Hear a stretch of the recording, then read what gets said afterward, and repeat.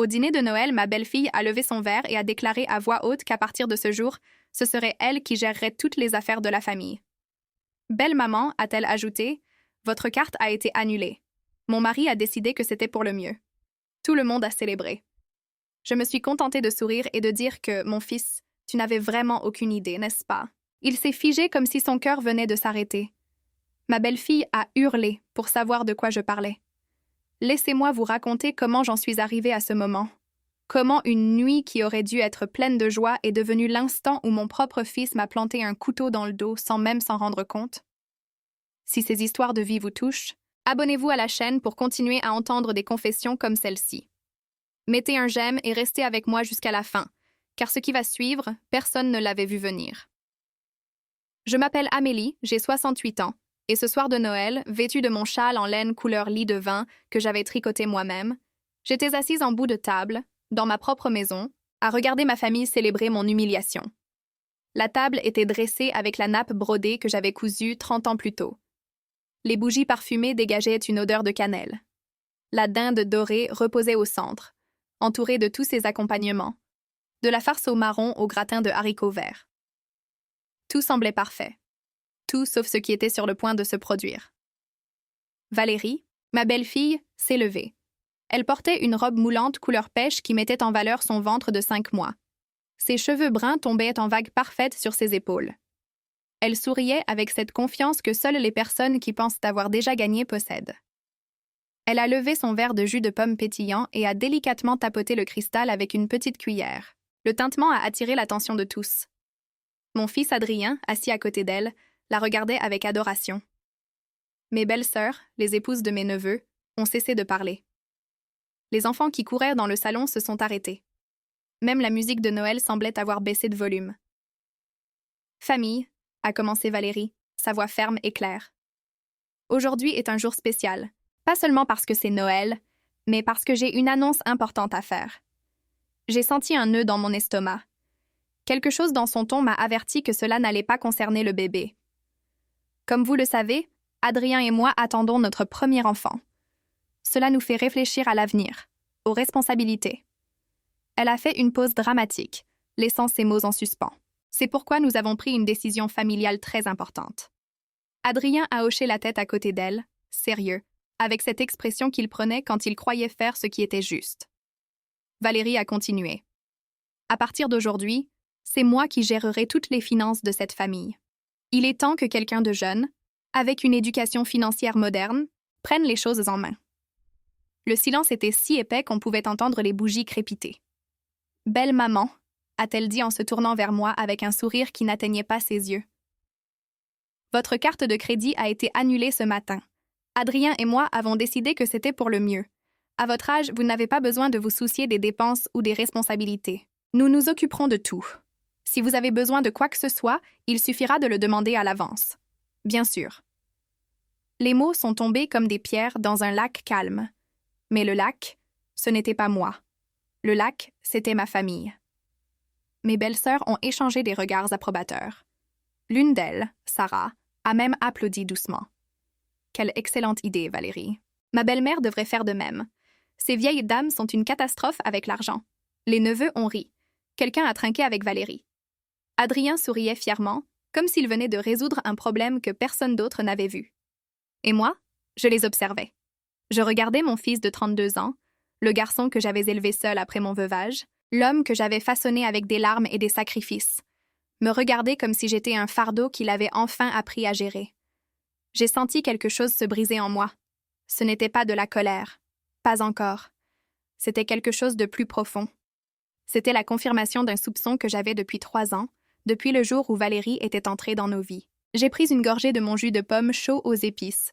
Le goût doux amer m'a rappelé tous les Noëls passés, quand Adrien et moi n'étions que tous les deux, partageant un simple gratin à notre petite table, riant parce que j'avais brûlé la dinde.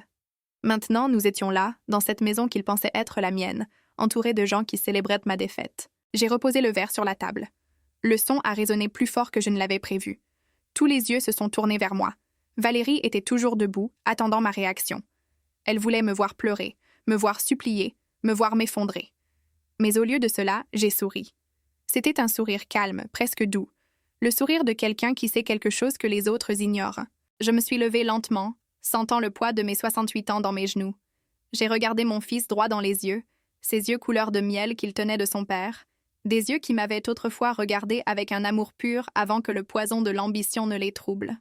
« Mon fils, ai-je dit doucement, ma voix calme, tu n'as vraiment aucune idée, n'est-ce pas? » Adrien a cligné des yeux, son sourire figé. Quelque chose dans mon ton l'a fait hésiter. « Aucune idée de quoi, maman ?» a-t-il demandé, sa voix incertaine. Valérie s'est avancée nerveusement. « Savoir quoi ?» a-t-elle répété, mais sa voix avait maintenant une pointe de panique.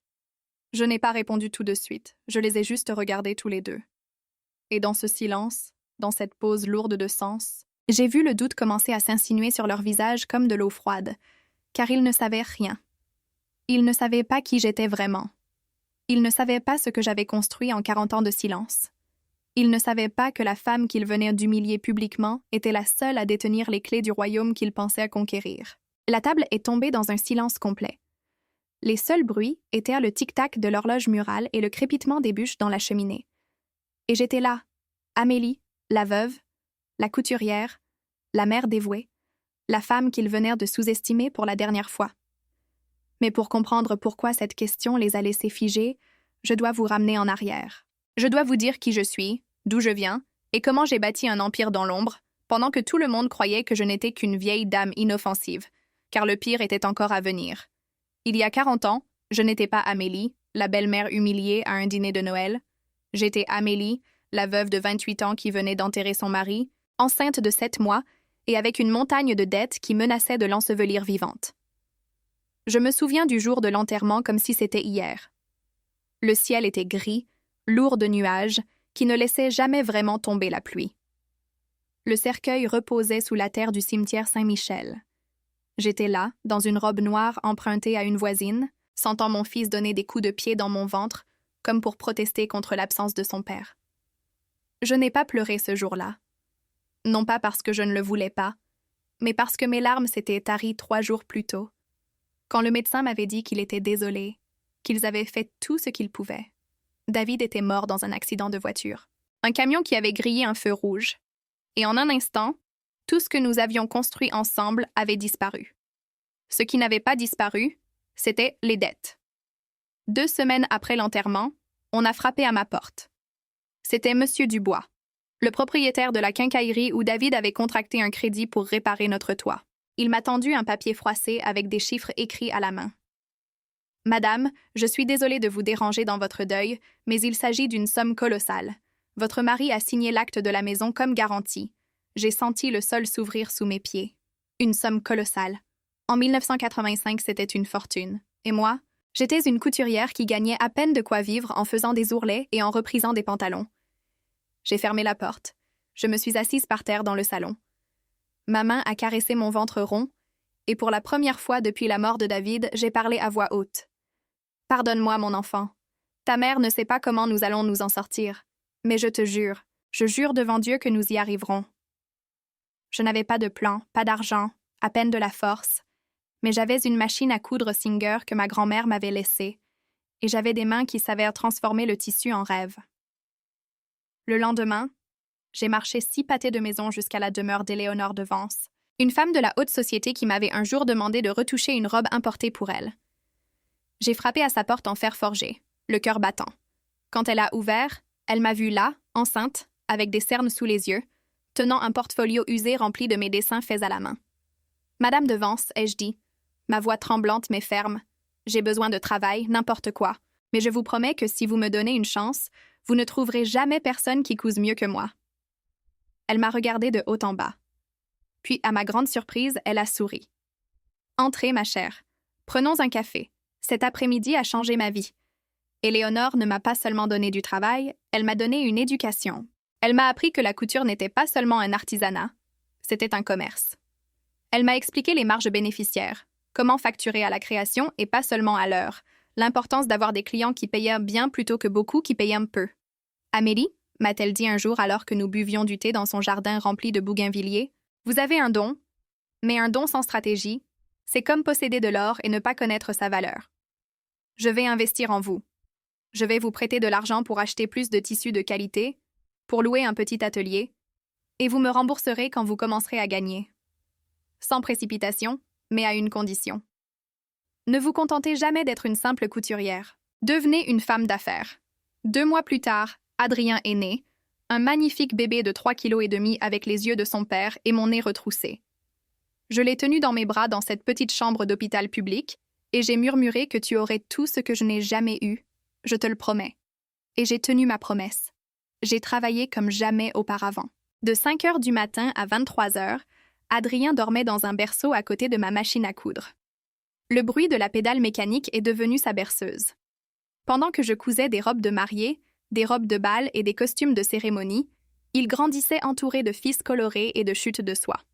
Avec l'argent qu'Éléonore m'avait prêté, j'ai ouvert mon premier atelier, les toiles fines d'Amélie, dans un local de 20 mètres carrés dans un quartier en pleine rénovation. J'ai embauché 2 jeunes filles du quartier qui savaient coudre. Je leur ai appris tout ce qu'Éléonore m'avait appris. Les 6 premiers mois ont été durs. Il y a eu des nuits où je ne mangeais que des pâtes et du pain pour pouvoir acheter plus de tissus, mais lentement, l'entreprise a grandi. Les dames de la société ont commencé à me recommander. Il faut aller chez Amélie. Cette fille coude comme un ange. Et à chaque robe que je livrais, ma réputation grandissait. 3 ans après la mort de David, j'avais remboursé toutes ses dettes, chaque centime. Éléonore est venue me rendre visite à l'atelier le jour où j'ai effectué mon dernier paiement. Elle m'a serré fort dans ses bras et m'a dit qu'elle était fière de moi et que maintenant le plus dur commençait, grandir. Et j'ai grandi. J'ai ouvert un 2e atelier, puis un 3e. J'ai commencé à vendre non seulement à des clientes privées, mais aussi à des boutiques élégantes. J'ai déposé ma marque. Éléonore m'a présenté un comptable, un avocat. Elle m'a appris à investir. L'argent que tu gagnes n'est pas pour le dépenser, Amélie, c'est pour le faire fructifier. Achète des biens immobiliers, loue-les, crée des revenus passifs. Je ne comprenais pas entièrement ce que signifiaient les revenus passifs, mais j'ai appris. Oh, comme j'ai appris. J'ai acheté mon premier bien commercial quand Adrien avait 8 ans, une petite boutique bien située à un angle de rue. Je l'ai louée à une femme qui tenait une petite épicerie. Chaque mois, elle me versait une somme importante. De l'argent qui rentrait sans que j'aie à coudre un seul bouton. Adrien allait à l'école publique. Il portait des uniformes reprisés. Nous mangions simplement. Nous vivions dans la même modeste maison que David nous avait laissée. Mais en secret, je bâtissais un empire. 10 ans après mon veuvage, je possédais 3 locaux commerciaux loués. 15 ans après, il y en avait 5. J'achetais des biens dans des quartiers en devenir avant que les prix n'explosent. J'investissais dans des obligations du Trésor. J'économisais chaque euro comme si c'était le dernier. Et je n'ai jamais, jamais rien dit à Adrien. Je voulais que mon fils grandisse avec la faim, avec l'envie de travailler dur, de valoriser l'argent parce qu'il l'avait vu se faire rare, pour qu'il ne devienne pas un de ces enfants de riches gâtés qui dilapident des fortunes parce qu'ils n'ont jamais eu à les gagner. J'ai donc maintenu la façade, la couturière veuve, la mère courage, la femme simple qui s'en sortait tout juste. Quand Adrien a eu 18 ans et a commencé ses études d'ingénieur industriel dans une école publique, je lui ai fait croire qu'il avait obtenu une bourse complète. En réalité, je payais chaque euro de ses frais de scolarité. Quand il a obtenu son diplôme et son premier emploi d'ingénieur débutant, gagnant un salaire modeste, il était si fier. Il m'a serré dans ses bras et m'a dit que maintenant, c'était lui qui allait s'occuper de moi, que je n'avais plus à travailler si dur. J'ai ri.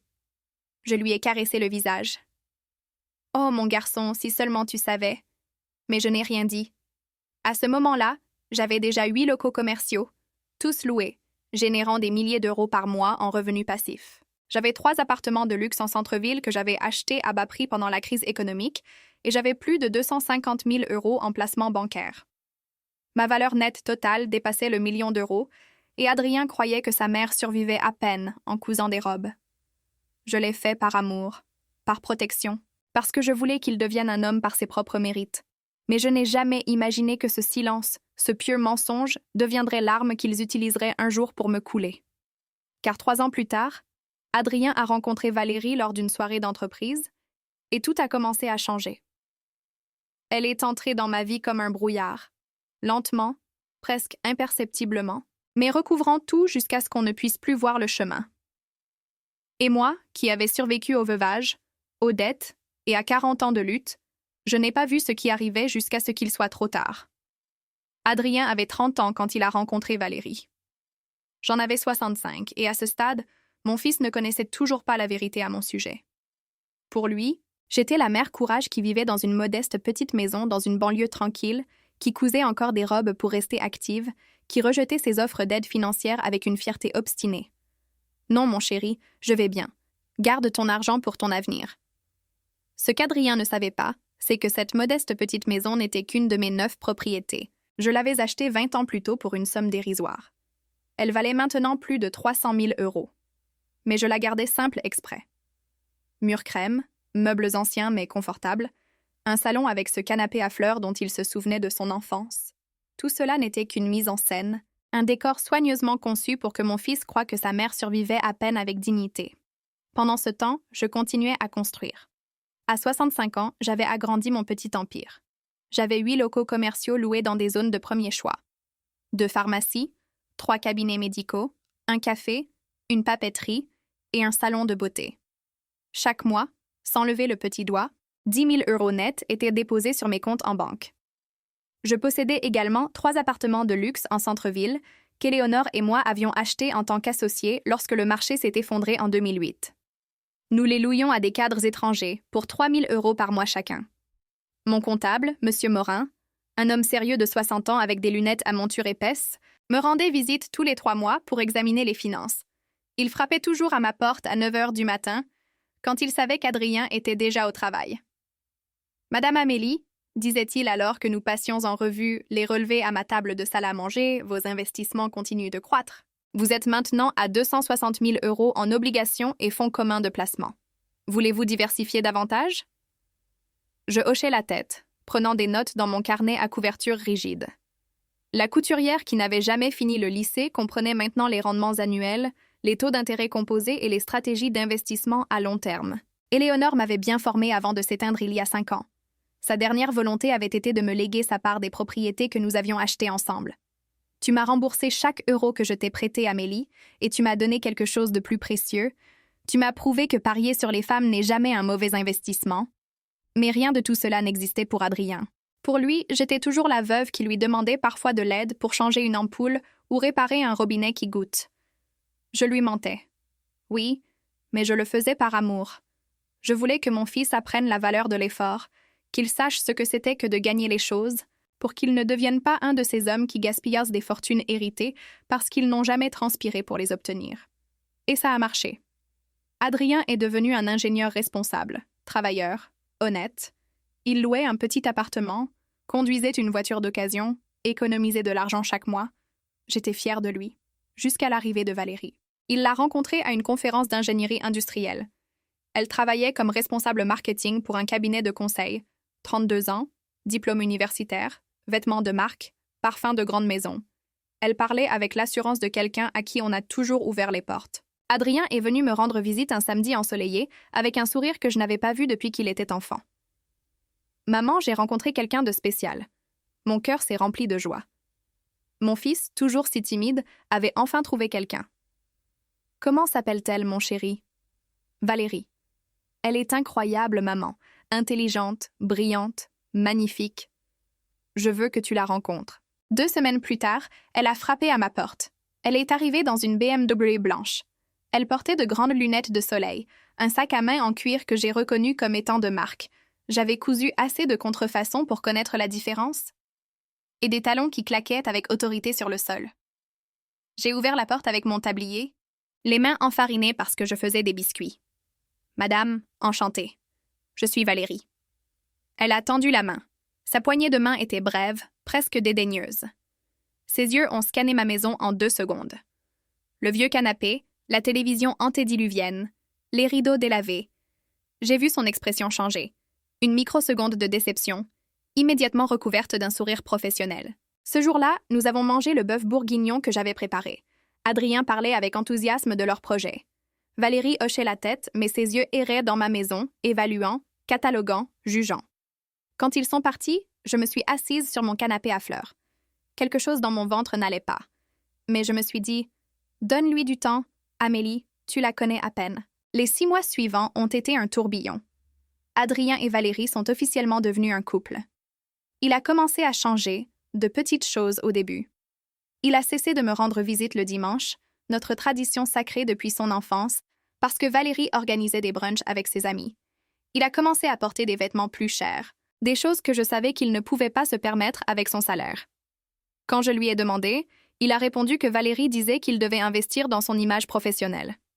Un jour, il est venu me voir avec un visage sérieux. « Maman, Valérie et moi pensons nous marier. » Mon cœur a raté un battement.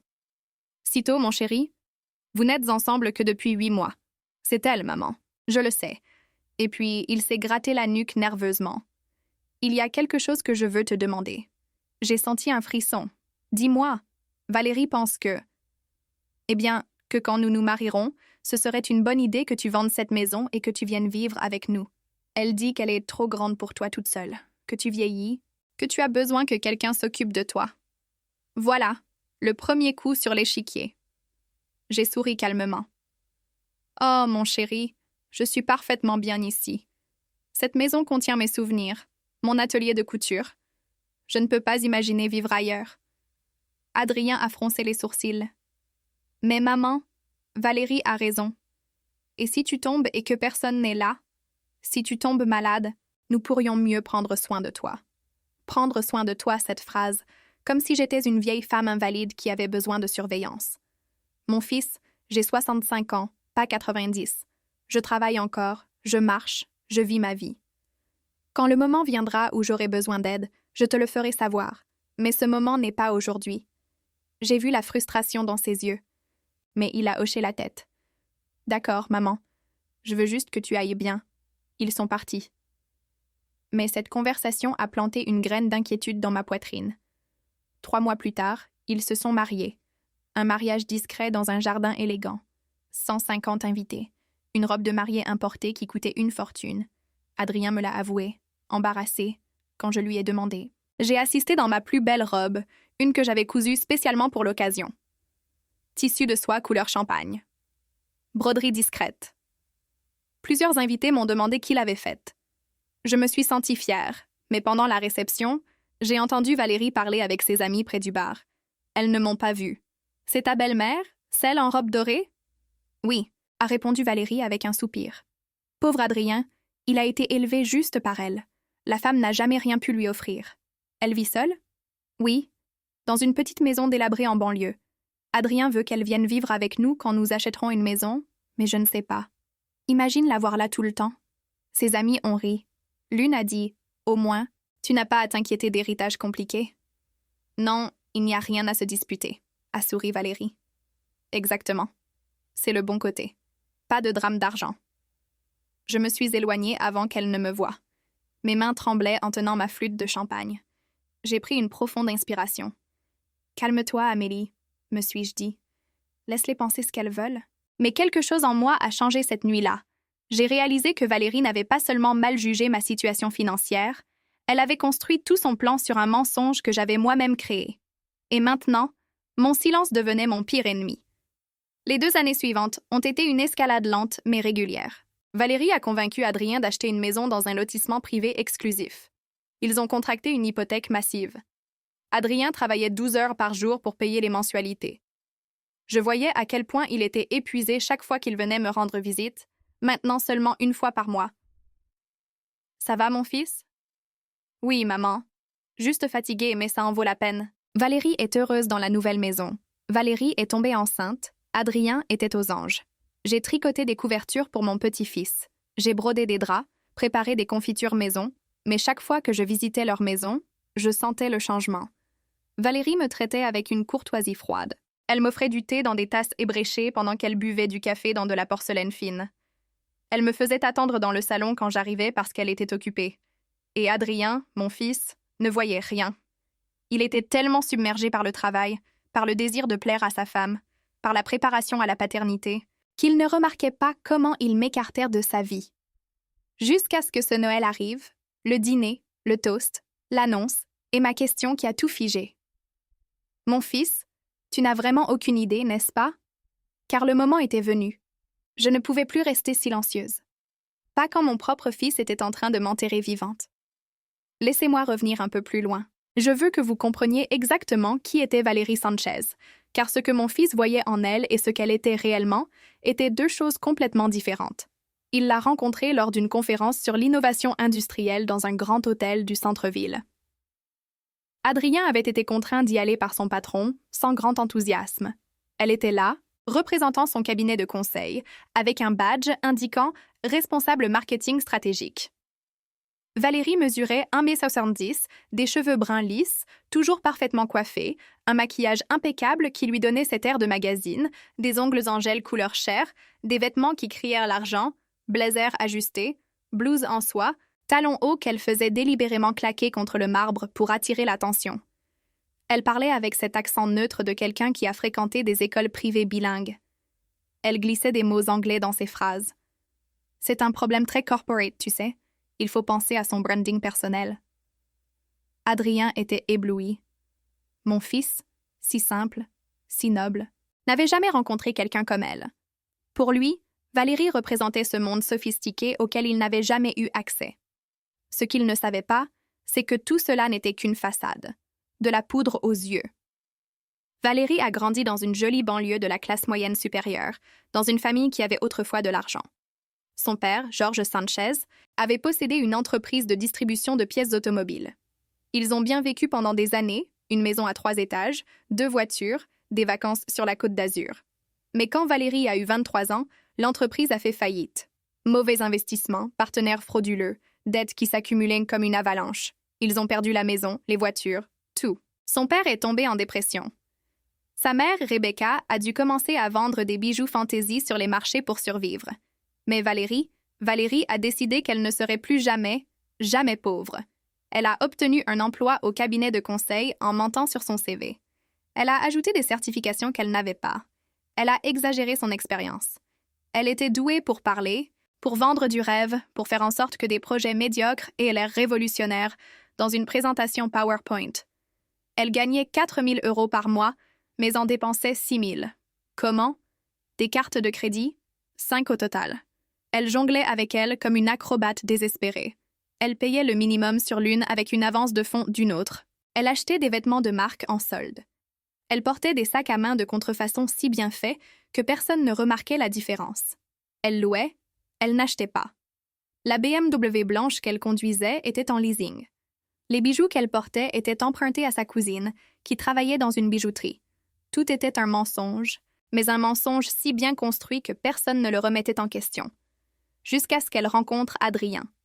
Ce jour-là, à la conférence, elle l'a jaugé en 30 secondes. Ingénieur industriel, 30 ans. Voiture modeste mais propre. Costume pas trop cher mais bien repassé. Montre simple, pas de bague.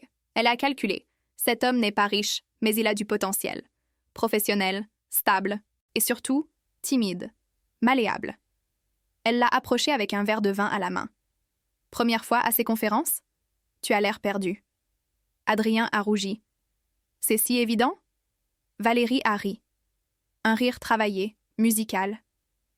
Détends-toi, je ne supporte pas non plus ces événements. Tu veux que je te montre l'astuce pour y survivre? Suis-moi. Et c'est ainsi que tout a commencé.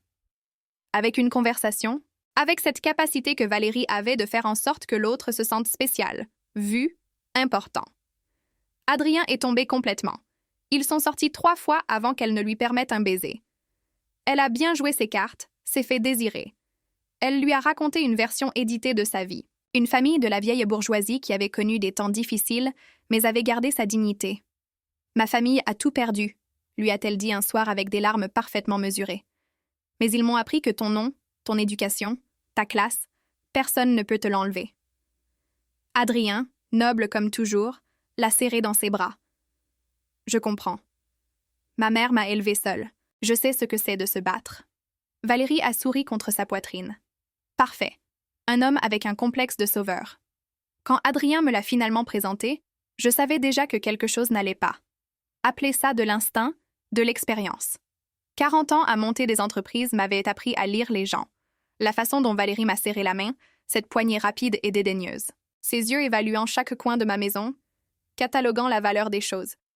Sa façon de sourire, mais son regard restait froid. Je connaissais ce regard. Je l'avais vu chez des clientes qui venaient à mon atelier avec de faux billets, chez des fournisseurs qui me vendèrent du tissu défectueux, chez des partenaires potentiels qui ne voulaient que voler mes créations. C'était le regard de quelqu'un qui calcule en permanence. Qu'est-ce que je peux en tirer? Comment cela peut-il me servir? Pendant ce premier repas, nous avons fait la conversation, mais j'ai posé des questions douces, désinvoltes.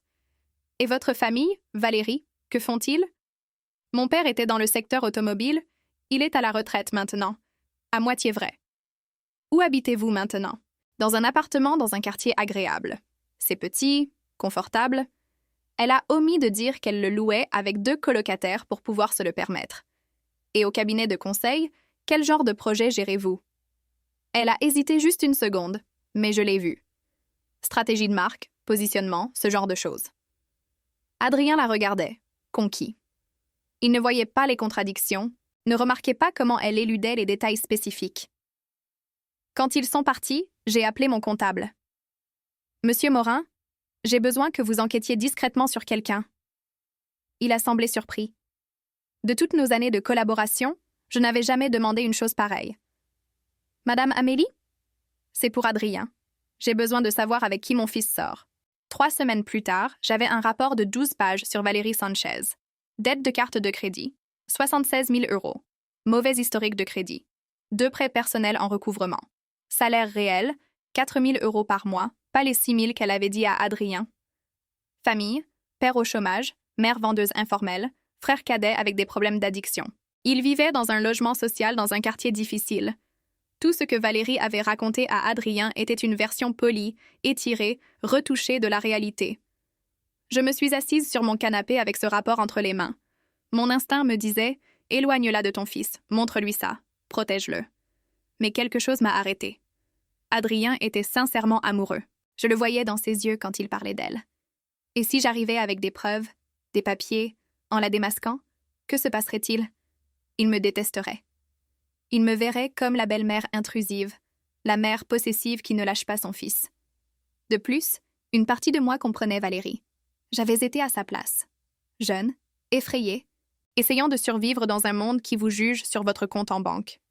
J'avais aussi menti, exagéré, prétendu être plus que ce que j'étais pour obtenir des clients. Peut-être, pensais-je, peut-être que l'amour d'Adrien la changera. Peut-être qu'elle trouvera la stabilité avec lui et cessera de courir après des fantômes de richesse. J'ai rangé le rapport dans mon coffre-fort et j'ai décidé d'attendre. C'était la plus grande erreur de ma vie, car Valérie ne cherchait pas l'amour. Elle cherchait le salut financier et elle avait décidé qu'Adrien, et éventuellement moi, étions son ticket de sortie. Les mois suivants furent une masterclass de manipulation. Valérie a commencé à planter des graines, des conversations désinvoltes qui semblaient innocentes, mais avaient du poison à la racine. « Chérie, ta mère n'a pas d'autres parents pour l'aider? Ça doit être dur pour elle d'être si seule. As-tu pensé à l'avenir de ta mère? Je veux dire, quand elle ne pourra plus prendre soin d'elle-même. C'est si gentil que tu lui rendes encore visite tous les dimanches.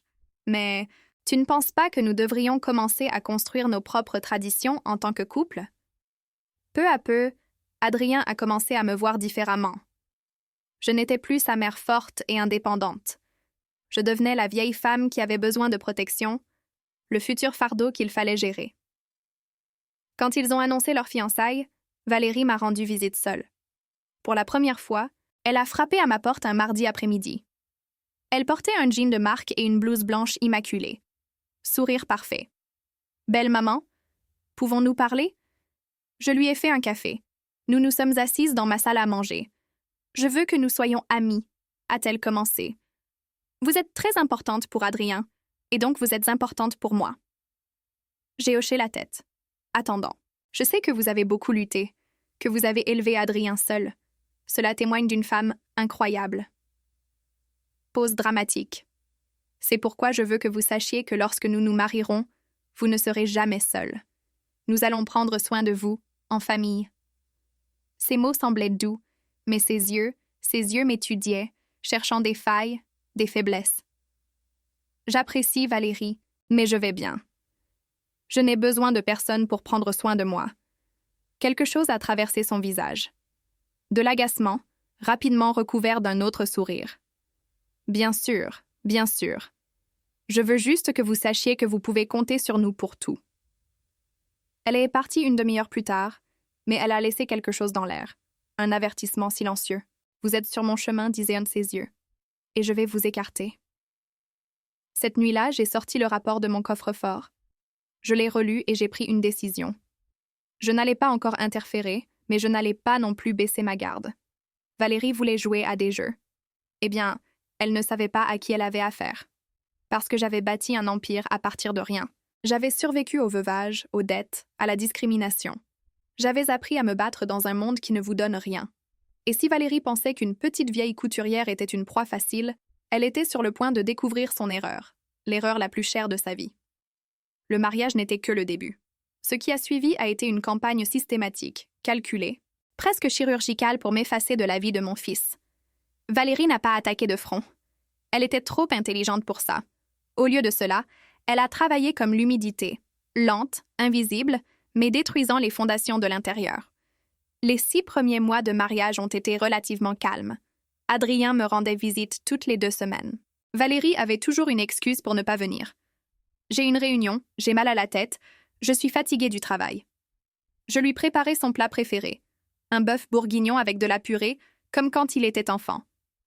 Nous nous asseyions dans ma salle à manger et il me racontait sa vie, mais je remarquais de petits changements. Au début, Adrien a commencé à se présenter avec de nouveaux vêtements que je savais qu'il ne pouvait pas se permettre. Des chemises de créateur, des chaussures italiennes. Valérie dit que je dois avoir l'air plus professionnel pour avancer dans l'entreprise, expliquait-il. Il a changé son téléphone pour le dernier modèle. Valérie me l'a offert comme cadeau de mariage. Ils ont acheté des meubles chers pour la maison. Valérie a trouvé une offre incroyable. Chaque phrase commençait par Valérie dit, Valérie pense, Valérie veut. Mon fils devenait un écho de sa femme. Un dimanche, 8 mois après le mariage, Adrien est arrivé avec une expression étrange et inquiète. Il s'est assis sur le canapé et m'a regardé avec ses yeux qui ont toujours fait fondre mon cœur. « Maman, je dois te parler de quelque chose d'important. » Mon estomac s'est noué. « Dis-moi, mon chéri, Valérie et moi avons parlé de ta situation et nous sommes inquiets. » « Ma situation ?» J'ai haussé un sourcil. « Oui. Vivre seule à ton âge, maman. Tu as 66 ans maintenant. Et si tu tombes malade, si quelqu'un essaye de te voler, cette maison est vieille. Le quartier n'est plus aussi sûr qu'avant. » Chaque mot était une répétition de quelque chose que j'étais sûre que Valérie avait planté dans sa tête. « Adrien, je vais parfaitement bien. Je connais tous mes voisins. Madame Peterson d'à côté m'apporte des croissants tous les matins. Monsieur Clark m'aide pour les réparations. Je ne suis pas seule. Je sais, maman, mais ce n'est pas suffisant. » Il a pris une profonde inspiration. « Valérie et moi voulons que tu viennes vivre avec nous. » Voilà, le premier vrai coup. « Mon chéri, j'apprécie l'offre, vraiment, mais c'est ma maison. Mes souvenirs de ton père, de quand tu étais enfant, sont ici. Mon atelier de couture, ma vie. » Adrien s'est frotté le visage avec frustration. « Maman, je sais que c'est difficile, mais pense à l'avenir, quand tu ne pourras vraiment plus prendre soin de toi. Ne serait-il pas préférable de faire le changement maintenant, pendant que tu peux encore t'adapter? » La logique de ces mots était empoisonnée de bonnes intentions. Valérie l'avait bien formé. « Mon fils, quand ce jour viendra, s'il vient, nous y réfléchirons. Mais aujourd'hui n'est pas ce jour. C'est clair? » J'ai vu la déception sur son visage. Il est parti une demi-heure plus tard avec le plat de bœuf bourguignon que je lui avais préparé, mais avec le poids de quelque chose de non résolu entre nous. Cette nuit-là, j'ai reçu un appel. Valérie, la première fois qu'elle m'appelait directement. « Belle maman, je suis tellement désolée si la conversation d'aujourd'hui vous a mise mal à l'aise. Adrien s'inquiète juste pour vous. » Sa voix était du miel empoisonné. « Je comprends, Valérie, mais il n'y a pas de quoi s'inquiéter. Bien sûr, c'est juste que, Adrien m'a dit que vous oubliez parfois des choses, des noms, des dates, et à notre âge, cela peut être un signe de... » « Excusez-moi, ai-je interrompu, sentant la colère monter. « Qu'est-ce qu'Adrien vous a dit exactement? Oh, je ne veux pas vous inquiéter. Ce sont probablement juste les nerfs, mais il a mentionné que la semaine dernière, vous aviez oublié que vous aviez déjà prévu de vous voir. C'était un mensonge complet. C'est Adrien qui avait annulé notre rendez-vous, pas moi. » Mais Valérie réécrivait l'histoire, semant le doute sur ma santé mentale. « Valérie, ai-je dit d'une voix ferme, mon esprit est parfaitement clair. Je gère mes finances, ma maison, mon entreprise de couture. Je n'ai rien oublié. Il y a eu un silence. Puis sa voix a changé, plus froide. Eh bien, si vous le dites, nous voulions juste aider. Mais je comprends que vous soyez fiers. Adrien m'en avait prévenu. » Elle a raccroché avant que je puisse répondre. « Je suis restée assise dans l'obscurité de mon salon, tenant le téléphone. Maintenant, je comprenais sa stratégie. Elle ne m'attaquait pas directement. Elle attaquait ma crédibilité auprès d'Adrien, me dépeignant comme la vieille femme têtue et oublieuse qui ne reconnaît pas ses propres limites. C'était brillant et dangereux. Les mois suivants, la campagne s'est intensifiée. Valérie a convaincu Adrien que j'avais besoin d'aide pour organiser mes documents importants. Un samedi, ils sont arrivés ensemble.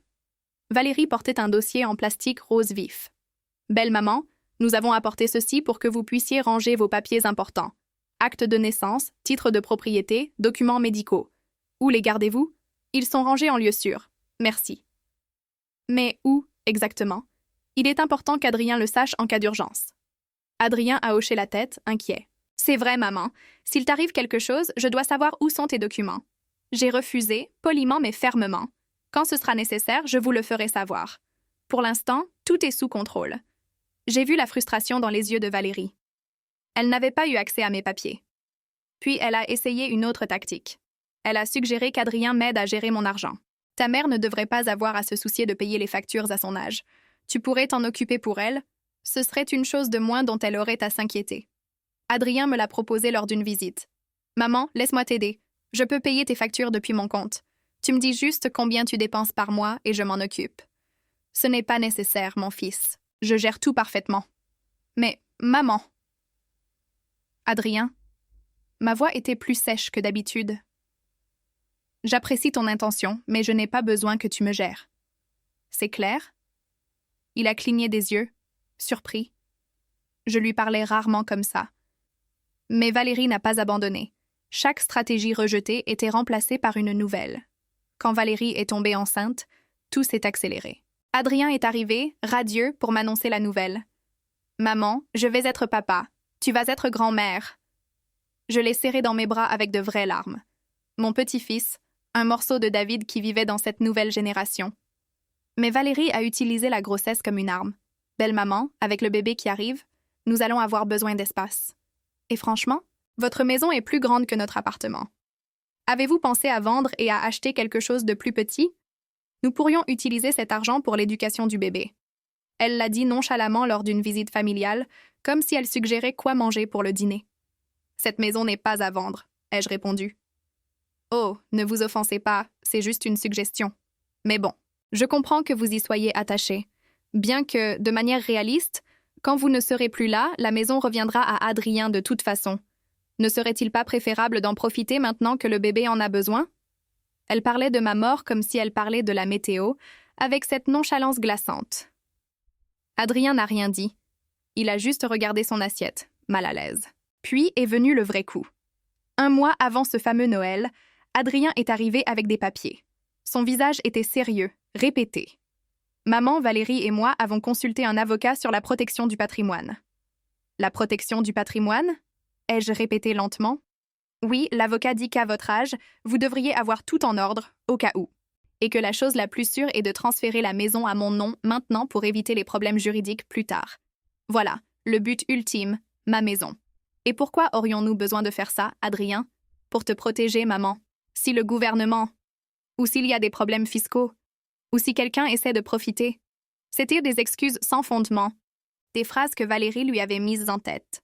« Et mes documents bancaires, ont-ils aussi besoin de protection? » Adrien s'est raclé la gorge. « Eh bien, l'avocat a suggéré qu'il serait prudent que vous me donniez procuration, juste par précaution, pour que je puisse vous aider s'il arrive quelque chose. Procuration. Accès total à mes comptes, à mes biens, à ma vie. » J'ai regardé mon fils, je l'ai vraiment regardé, et pour la première fois en 66 ans, je n'ai pas reconnu l'homme en face de moi. « Adrien, ai-je dit doucement, penses-tu vraiment que je ne peux pas gérer mes propres affaires? »« Ce n'est pas ça, maman. Alors qu'est-ce que c'est? » Silence. Long. Inconfortable. Finalement, il a soupiré. Valérie dit. Je me fiche de ce que dit Valérie. Ma voix a tranché l'air comme un rasoir. Je te demande ce que tu penses. Je l'ai vu hésiter. Pendant 1 seconde, j'ai vu mon vrai fils là-dedans, luttant pour sortir. Mais ensuite, il a serré la mâchoire et a dit « Je pense que Valérie a raison. Tu es têtue, maman, et cela pourrait te causer des ennuis. Chaque mot était un coup de poignard, mais j'ai respiré et j'ai pris les papiers. Je les ai lus attentivement. Ils visaient à transférer ma maison, la plus petite, évaluée à 300 000 €, à son nom. Très bien, ai-je dit finalement. Adrien a semblé surpris. Vraiment? Oui. Si cela te rassure, mon fils, je le ferai. J'ai signé sur le champ avec M. Morin comme témoin, que j'avais appelé au préalable, bien sûr. Adrien m'a serré dans ses bras. Merci, maman. C'est pour le mieux, tu verras. Ce qu'il ne savait pas, c'est que cette maison était ma propriété la moins précieuse, que j'avais 8 autres propriétés générant des millions, que je venais de lui donner les miettes pendant que le vrai festin restait caché. Mais j'avais besoin qu'ils croient qu'ils avaient gagné, qu'ils avaient obtenu tout ce que j'avais, car quand ils découvriraient la vérité, la chute serait d'autant plus douloureuse. Et ce Noël, le moment du toast est arrivé. Le moment où Valérie, ivre de pouvoir et de champagne, a annoncé qu'elle contrôlerait désormais tout, que ma carte avait été annulée, que j'étais officiellement sous sa gestion. Et tout le monde a applaudi, ma famille, mon sang, célébrant mon humiliation. Mais alors j'ai souri et j'ai demandé, mon fils, tu n'as vraiment aucune idée, n'est-ce pas? Et le monde de Valérie a commencé à s'effondrer. Mais avant d'en arriver à cette révélation au dîner de Noël, je veux que vous compreniez l'enfer que j'ai vécu ces 3 derniers mois. Parce que Valérie ne voulait pas seulement mon argent. Elle voulait ma dignité, mon esprit. Elle voulait me voir à genoux. Et elle a presque réussi. Après que j'ai signé pour la maison, quelque chose a changé. Valérie ne faisait plus semblant. Elle avait obtenu ce qu'elle croyait être mon seul bien. Alors, les masques sont tombés. La première humiliation est venue 2 semaines plus tard. C'était dimanche, mon jour de visite mensuelle chez Adrien. J'ai sonné à 14 heures, comme nous en étions convenus. Valérie a ouvert la porte. Elle portait une robe de chambre en soie ivoire, ses cheveux en chignon désordonné, son visage sans maquillage. Son ventre de 4 mois était déjà visible. « Oh, belle maman, Adrien ne vous a pas dit? Nous ne pouvons pas vous recevoir aujourd'hui. Nous avons des invités importants. » À travers la porte entr'ouverte, j'ai vu le salon vide. Pas d'invités. Adrien m'a confirmé hier que je devais venir aujourd'hui, ai-je dit, tenant le plat de gratin que je préparais depuis 5 heures du matin. Valérie a soupiré comme si j'étais une enfant idiote. Eh bien, il s'est trompé. D'ailleurs, belle maman, nous devons parler de ces visites surprises. Maintenant que le bébé arrive, nous ne pouvons pas avoir des gens qui débarquent sans prévenir. Adrien vous appellera pour fixer un moment qui nous arrange. Fixer un moment? J'ai répété le mot comme s'il était du poison dans ma bouche. Je suis sa mère, pas un rendez-vous chez le dentiste. Je sais, mais les choses changent. Vous comprenez? Elle a commencé à fermer la porte. Laissez le gratin. Je le donnerai à Adrien. Elle a tendu la main pour prendre le plat comme si elle était une livreuse, comme si elle n'était pas la femme qui avait élevé son mari seul pendant 30 ans. Non, ai-je dit en reculant. Ce gratin est pour mon fils. Je le lui donnerai quand je le verrai. Valérie a plissé les yeux. Comme vous voulez. Bonne journée. La porte s'est fermée sur mon visage.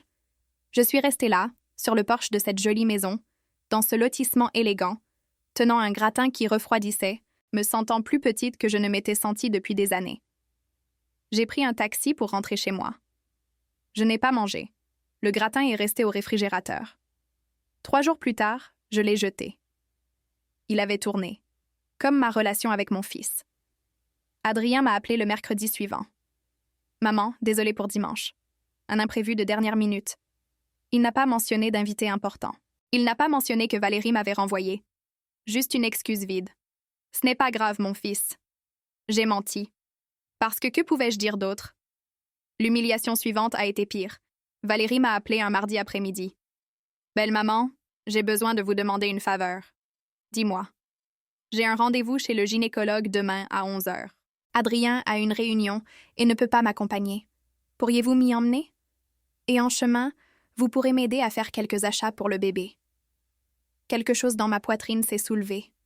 Peut-être que c'était une branche d'olivier. Peut-être que nous pouvions recommencer. Bien sûr, ma chérie, avec plaisir. Je suis arrivée chez elle à 10h30 à l'heure. J'avais apporté mon sac avec de l'argent supplémentaire au cas où ils auraient besoin de quelque chose pour mon petit-fils.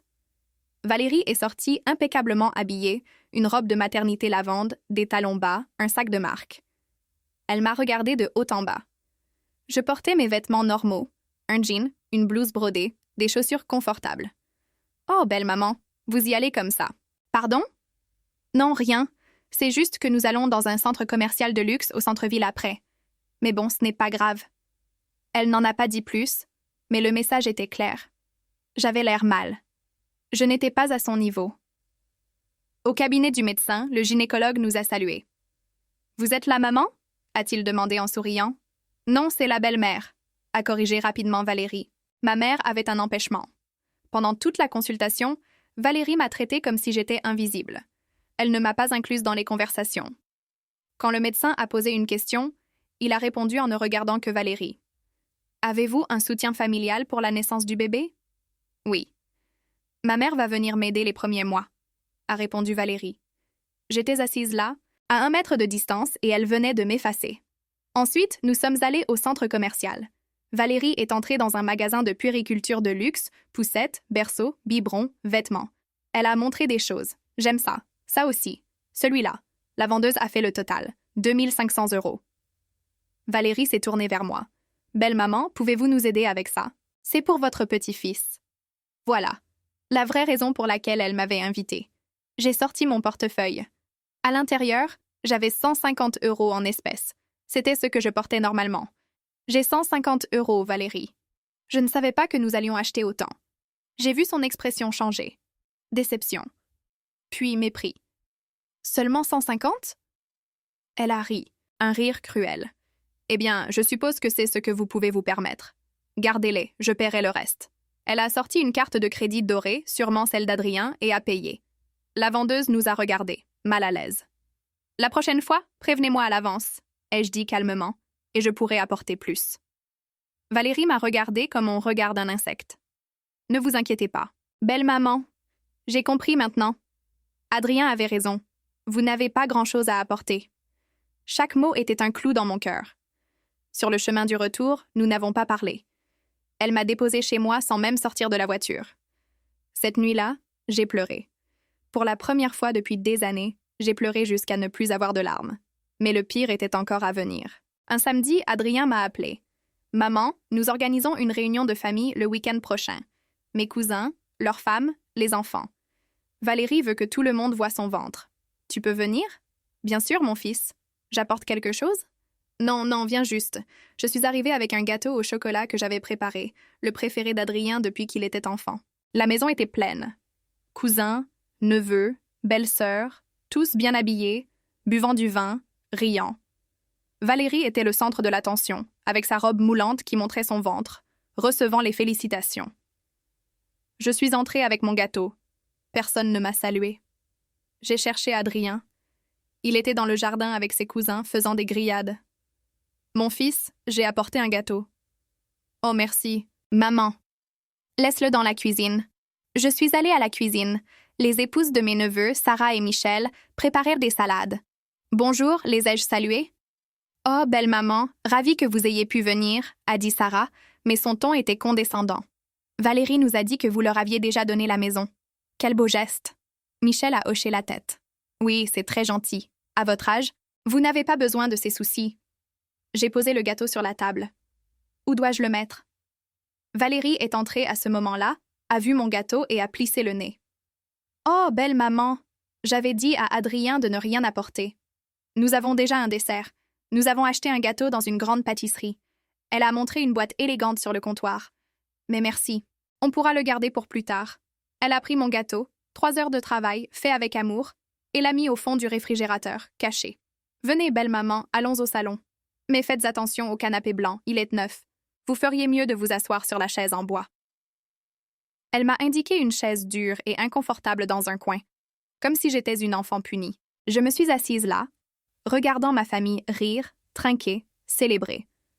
Personne ne m'a incluse dans les conversations. Quand j'ai essayé de me joindre, ils m'ignoraient ou changèrent de sujet. À l'heure du déjeuner, ils ont servi les assiettes, steak grillé, salade gourmande, accompagnement élaboré. Ils m'ont donné une assiette, mais j'ai remarqué qu'elle contenait moins de viande que les autres, plus de salade, comme s'ils rationnaient de ma part. Valérie s'est levée avec son verre. « Famille, je veux vous remercier d'être là. Ce bébé va naître entouré d'amour. » Elle a regardé tout le monde. Ses yeux sont passés sur moi comme si je faisais partie des meubles. Je veux surtout remercier ma mère. qui va venir s'occuper de moi après la naissance. Je ne sais pas ce que je ferai sans elle. Tout le monde a applaudi. Je n'existais pas. J'ai mangé en silence. Mon gâteau n'est jamais sorti du réfrigérateur. À 18h, je suis partie. Personne n'a remarqué mon départ. 2 semaines plus tard, le coup final est arrivé avant Noël. Je suis allée à la banque pour retirer de l'argent de mon compte personnel, celui avec ma petite pension de couture mensuelle, mon compte l'heure. J'ai inséré ma carte dans le distributeur. Carte bloquée. Veuillez consulter votre banque. Je suis entrée dans l'agence. Le caissier a vérifié mon compte. Madame Amélie, votre carte a été annulée à la demande du titulaire autorisé du compte, un certain Monsieur Adrien. J'ai senti le sol bouger. Quoi? Il est indiqué ici qu'il a demandé l'annulation il y a 1 semaine comme mesure de protection pour les personnes âgées. Adrien avait annulé ma carte sans me le dire, sans me consulter. J'ai appelé mon fils, furieuse. « Maman, attends, laisse-moi t'expliquer. » Valérie a lu un article sur les escroqueries visant les personnes âgées, et nous avons pensé que c'était mieux. Nous avons pensé, ou Valérie a pensé, « Maman, ne sois pas en colère, c'est pour ta protection. Maintenant, si tu as besoin d'argent, tu me le dis et je te le donne. Tu me donneras mon propre argent. Ce n'est pas comme ça, c'est... » « Rends-moi ma carte, Adrien. »« Je ne peux pas, maman. C'est déjà décidé.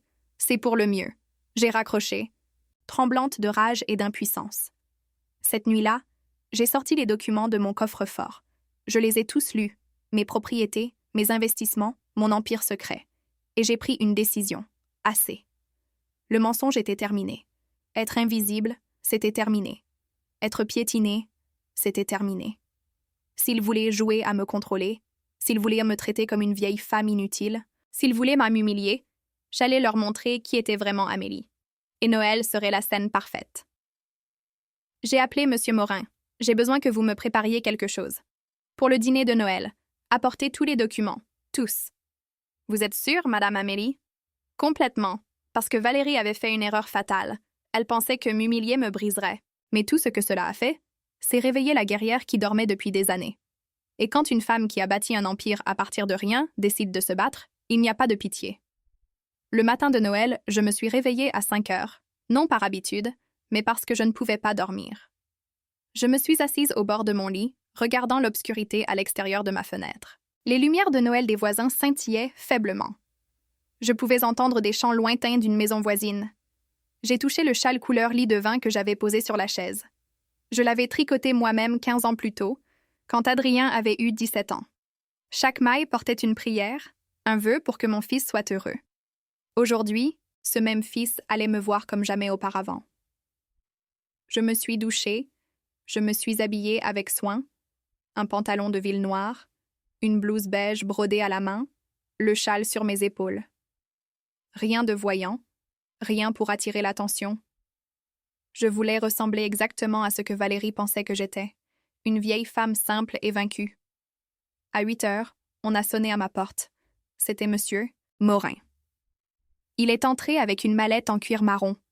Il l'a posée sur ma table de salle à manger avec un bruit sourd. À l'intérieur se trouvait ma vraie vie, tous les documents, toutes les preuves. « Êtes-vous absolument sûre de cela, Madame Amélie ?» a-t-il demandé, enlevant ses lunettes pour les nettoyer, un geste nerveux qu'il faisait quand il était inquiet. « Plus sûr que jamais, Monsieur Morin. Cela va tout changer. Votre relation avec votre fils. »« Ma relation avec mon fils a déjà changé. » ai-je interrompu. Adrien a décidé qui j'étais sans me le demander. Valérie a décidé de ma valeur sans me connaître. Aujourd'hui, ils vont découvrir qu'ils avaient tort. Morin a hoché la tête lentement. « À quelle heure voulez-vous que j'arrive? » « À 21 heures. » Adrien a dit que le toast serait à 21h30. « Vous arrivez juste après le toast. Je vous appellerai. » Il est parti. J'étais seule dans ma maison avec la mallette marron sur la table. Je l'ai ouverte. J'ai passé en revue chaque document comme si je le voyais pour la première fois. Acte de propriété de 8 locaux commerciaux, évalués collectivement à plus de 2 millions d'euros, contrat de location, revenu mensuel de 10 000 euros, 3 appartements en centre-ville, évalués à 1,5 million, loyer mensuel de 9 000 euros, certificat de placement, fonds, obligations du Trésor. Total, 260 000 euros. Valeur nette totale, plus de 3,5 millions d'euros. Et Adrien ne savait rien, absolument rien. J'ai fermé la mallette. J'ai pris une profonde inspiration.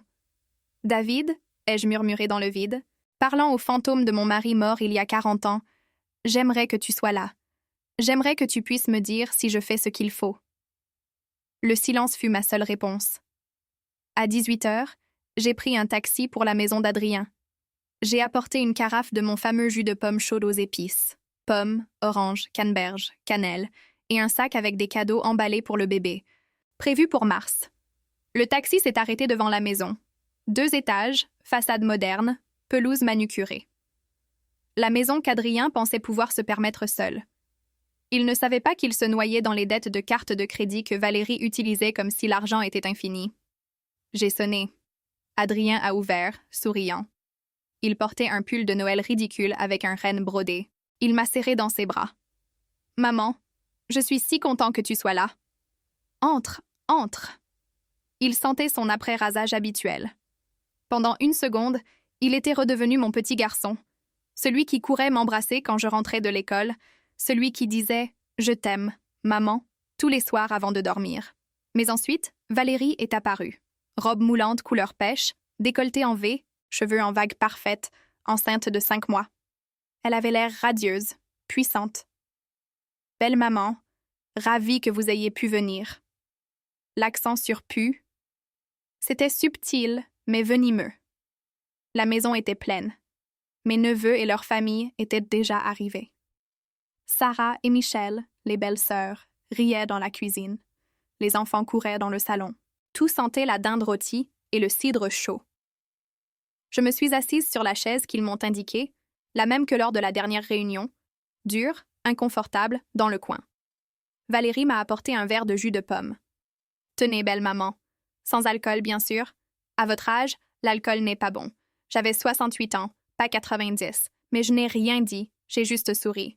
Merci, ma chérie. » Le dîner s'est déroulé normalement. Enfin, normalement pour ce que ma vie était devenue. Des conversations dont j'étais exclue, des regards qui m'ignoraient, des rires qui ne m'incluaient pas.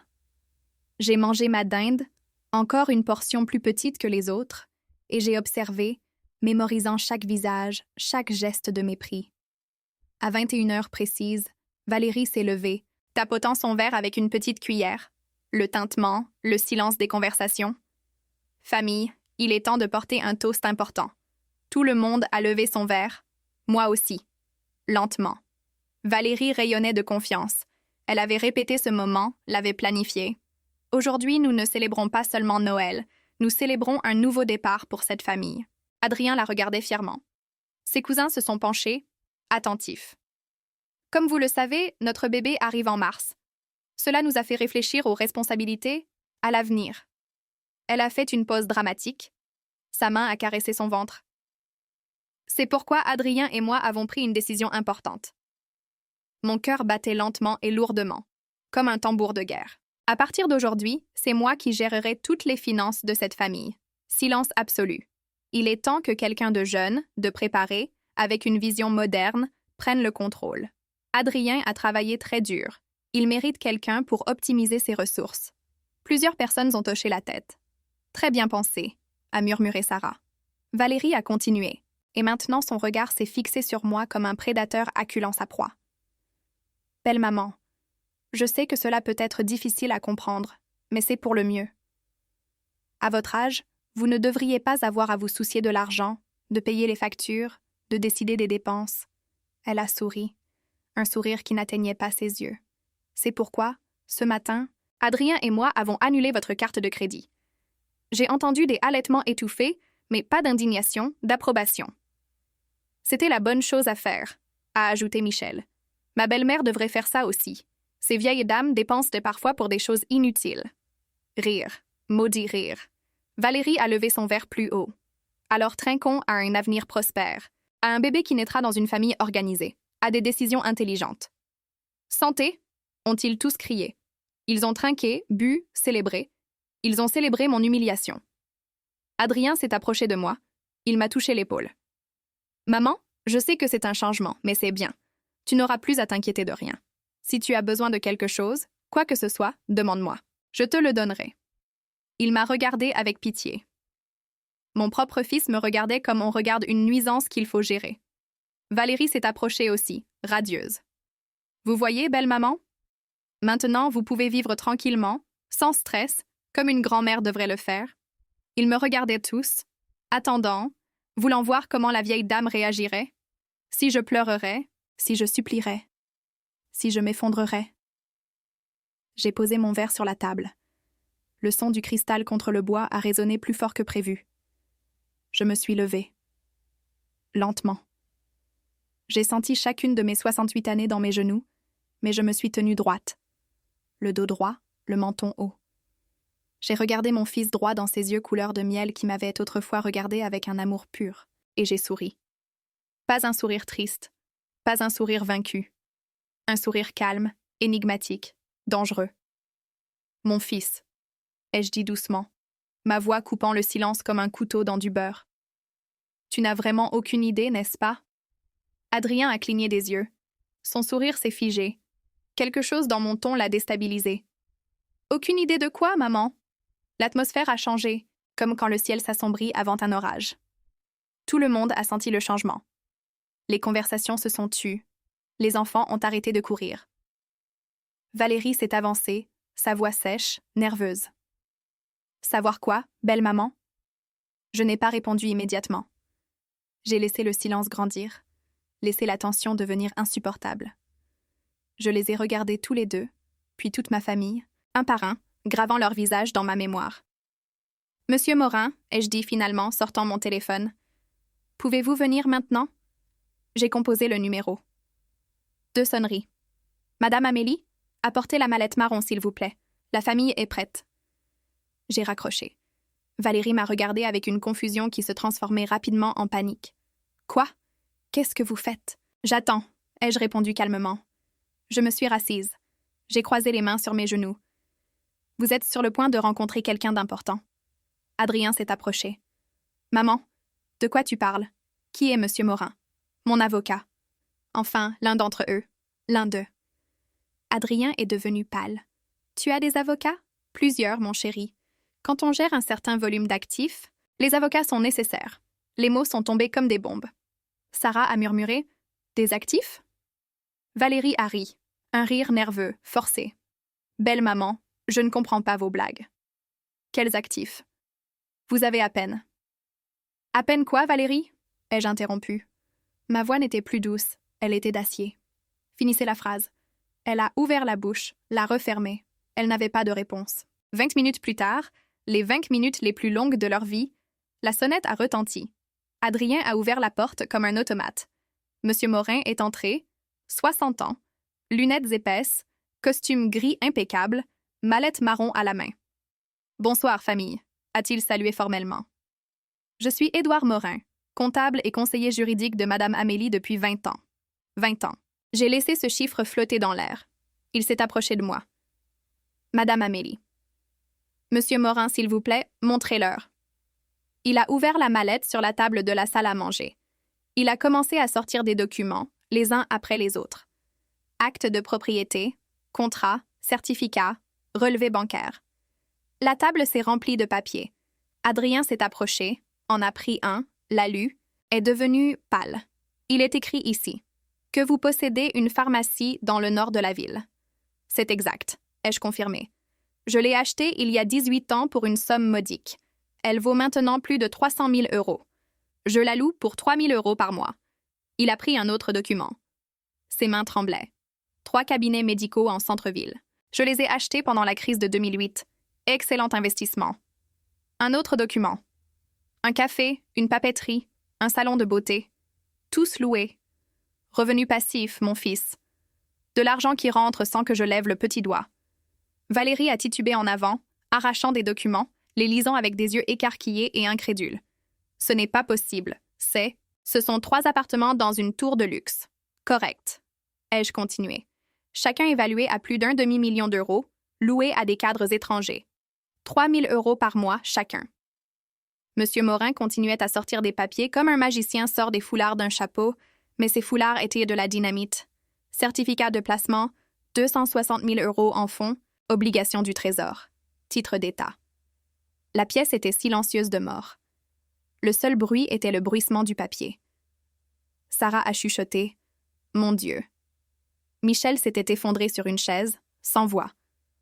Adrien m'a regardée comme si j'étais une étrangère. « Maman, qu'est-ce que c'est que tout ça ?» Je me suis levée. Lentement, j'ai pris un des documents, le plus important. « Ceci, mon chéri, c'est qui je suis vraiment. La couturière veuve que tu pensais être ta mère. » Ce n'était qu'une partie de l'histoire. Je me suis approchée de lui, j'ai mis le document dans ses mains. Valeur nette totale, 6 millions d'euros, générant un revenu mensuel de 15 000 euros en loyer et intérêts. Valérie a poussé un son, mi-gémissement, mi-cri étranglé. Mais, a-t-elle balbutié, la maison. Vous nous avez donné votre maison. Vous avez dit que c'était tout ce que vous aviez. J'ai souri. Froidement, de manière calculatrice. Cette maison, celle que vous avez si gentiment acceptée pour me protéger, est ma propriété la moins précieuse. Elle vaut 300 000 euros, soit environ 8% de ma valeur nette totale. Le calcul a frappé Valérie comme un seau d'eau glacée. Je vous ai donné les miettes, ai-je continué, pendant que vous pensiez conquérir mon royaume. Adrien a laissé tomber les papiers, a mis ses mains sur sa tête. Maman, je ne comprends pas. Pourquoi? Pourquoi ne me l'as-tu jamais dit? Et voilà, la question que j'attendais. Je me suis approchée de mon fils, je lui ai touché le visage comme quand il était enfant. Parce que je voulais que tu m'aimes pour qui je suis, pas pour ce que j'ai. Je voulais que tu deviennes un homme par tes propres mérites, pas grâce à mon argent. Des larmes ont coulé sur mes joues, les premières larmes sincères de la soirée. Mais Valérie t'a appris que l'argent vaut plus que l'amour, que le pouvoir vaut plus que la famille. Et aujourd'hui, mon fils, aujourd'hui tu as choisi d'humilier la femme qui t'a donné la vie en croyant avoir droit à des miettes qui n'existaient même pas. Le silence était assourdissant. Valérie était pâle, plus blanche que sa robe de mariée ne l'avait été, car à cet instant, elle a compris son erreur. Elle avait tout misé sur un mensonge, et elle venait de perdre. Valérie a été la première à réagir. Mais pas comme je m'y attendais. Pas avec des excuses, pas avec de la honte, mais avec fureur. « C'est de la triche !» a-t-elle hurlé, sa voix se brisant en un cri aigu. « Vous nous avez menti, vous nous avez trompés, vous nous avez fait croire que vous étiez pauvres. » Son visage était rouge, les veines de son cou ressortaient, sa main agrippant son ventre de femme enceinte comme un bouclier. « Je ne vous ai jamais menti, » ai-je répondu avec un calme glacial. « Vous avez supposé. Je n'ai jamais demandé d'aide financière, je n'ai jamais dit que j'étais pauvre. Vous avez créé cette histoire dans votre tête. Mais vous ne nous avez pas dit la vérité non plus. » Valérie s'est tournée vers Adrien désespérée. « Tu vois comment elle est? Ta mère est une menteuse manipulatrice. » Adrien était immobile, sous le choc. Il fixait les documents éparpillés sur la table comme s'ils étaient écrits dans une langue étrangère. Monsieur Morin s'est raclé la gorge. « Permettez-moi de clarifier, madame. Amélie n'a jamais commis de fraude ni de dissimulation illégale. Tous ses revenus sont déclarés au fisc. Elle paie ses impôts religieusement. Ses propriétés sont enregistrées correctement. Légalement, il n'y a rien à réclamer. » Valérie l'a ignoré. Elle s'est tournée vers les autres invités comme si elle cherchait des alliés. « Vous entendez ça? Cette femme a caché des millions tout en regardant son fils se tuer au travail. » Sarah et Michel ont échangé des regards gênés. Elle n'avait plus l'air si sûre d'elle. « Adrien se tuait au travail? » ai-je corrigé. Adrien gagnait un salaire honnête en faisant un travail honnête. J'ai payé chaque euro de ses études. Je lui ai acheté sa première voiture quand il a été diplômé. Je l'ai aidé quand il en avait besoin, mais je voulais qu'il apprenne à voler de ses propres ailes, à ne pas dépendre d'héritage, à construire sa propre vie. Comme c'est pratique, a craché Valérie. Quel beau discours. Mais la vérité, c'est que vous aimiez nous voir galérer, nous voir supplier, vous sentir supérieurs. Quelque chose en moi a craqué. La patience que j'avais maintenue pendant 3 ans a explosé. Galérer? Ma voix a monté en volume. Galérer? Sais-tu ce que c'est que de galérer, Valérie? J'ai fait un pas vers elle. Elle a reculé. J'ai été veuve à 28 ans, enceinte de 7 mois, avec une dette colossale qui menaçait de me prendre le toit au-dessus de la tête. J'ai cousu jusqu'à ce que mes doigts saignent. J'ai mangé des pâtes pour que mon fils puisse avoir du lait. Ça, c'est galérer. J'ai repris mon souffle, ma poitrine se soulevant. Tu as galéré parce que tu ne pouvais pas acheter le sac à main de créateur que tu voulais, parce que ta BMW en leasing n'était pas à toi, parce que tes cartes de crédit étaient à découvert des 75 000 € que tu as dépensés en caprice. Valérie est devenue pâle. Comment? J'ai sorti un autre document de la pile, je le lui ai jeté. Il a atterri à ses pieds. Enquête privée. J'ai engagé un détective il y a 1 an quand j'ai commencé à soupçonner qui tu étais vraiment. Elle s'est penchée pour le ramasser avec des mains tremblantes. Elle l'a lu. Son visage est passé du blanc au vert. Ta famille a fait faillite quand tu avais 23 ans. Ton père est au chômage. Ta mère vend des bijoux sur les marchés. Ton frère a des problèmes d'addiction. Ils vivent dans un logement social dans un quartier difficile. Chaque mot était une gifle. Tout ce que tu as raconté à Adrien sur ta famille de la vieille bourgeoisie était un mensonge. La BMW est en leasing, les bijoux sont empruntés, les vêtements de marque sont achetés en solde ou sont des contrefaçons. Adrien a enfin parlé. Sa voix semblait brisée. « C'est vrai, Valérie ?» Elle n'a pas répondu. Elle a juste pleuré. Mais ce n'étaient pas des larmes de remords. C'étaient des larmes de rage, d'humiliation. Monsieur Morin a continué, implacable. « Et il y a plus, monsieur Adrien. Votre femme a 5 cartes de crédit à votre nom, toutes à découvert. Dette totale, 76 000 €, avec des intérêts qui s'accumulent à 28% par an. » Adrien a vacillé. Il a dû s'appuyer contre le mur. 5 cartes? Valérie, tu m'as dit que tu n'en avais qu'une pour les urgences. J'allais te le dire, a-t-elle balbutié. Quand ils allaient saisir la maison? J'ai sorti un autre document. Celui-ci était le plus douloureux pour moi à partager, mais c'était nécessaire. Adrien, il y a autre chose que tu dois savoir. Je lui ai tendu un papier. Il l'a pris avec des mains qui ne cessèrent de trembler. Valérie a commencé à sortir avec toi 3 semaines après la fin de sa relation précédente. Un homme d'affaires marié de 45 ans. Elle a été sa maîtresse pendant 2 ans. Il payait son appartement, ses vêtements, ses voyages. Quand sa femme l'a découvert et l'a forcé à rompre, Valérie a cherché un remplaçant. « Non », a murmuré Adrien. « Je suis désolée, mon fils, mais tu devais savoir. Valérie n'est pas tombée amoureuse de toi. Elle est tombée amoureuse de ce qu'elle pensait que tu étais. Un ingénieur stable avec une mère qui laisserait un jour un héritage. Un plan de retraite. » Valérie a explosé. « Ce n'est pas vrai. J'aime Adrien. Tout ça, c'est parce que vous êtes une sorcière aigrie qui ne supporte pas de voir son fils avoir sa propre famille. »« Tu l'aimes ?» ai-je demandé doucement. « Alors dis-moi, Valérie, quand tu as annulé ma carte sans me le demander, quand tu m'as servi à manger dans des assiettes ébréchées pendant que tu mangeais dans de la porcelaine fine, quand tu m'as fait attendre à la porte comme une mendiante, quand tu as caché mon gâteau au réfrigérateur pour que personne ne le voie. » C'était de l'amour? Aimer Adrien, c'était détruire sa mère? Silence. Adrien me regardait, des larmes coulant sur son visage. « Maman, je ne savais pas. Je ne savais pas ce qu'elle te faisait. Je ne savais pas. Je ne savais rien. Je sais, mon fils. C'est pour ça que je fais ça. Pas pour te faire du mal, mais pour t'ouvrir les yeux avant qu'il ne soit trop tard. » Valérie a changé de tactique.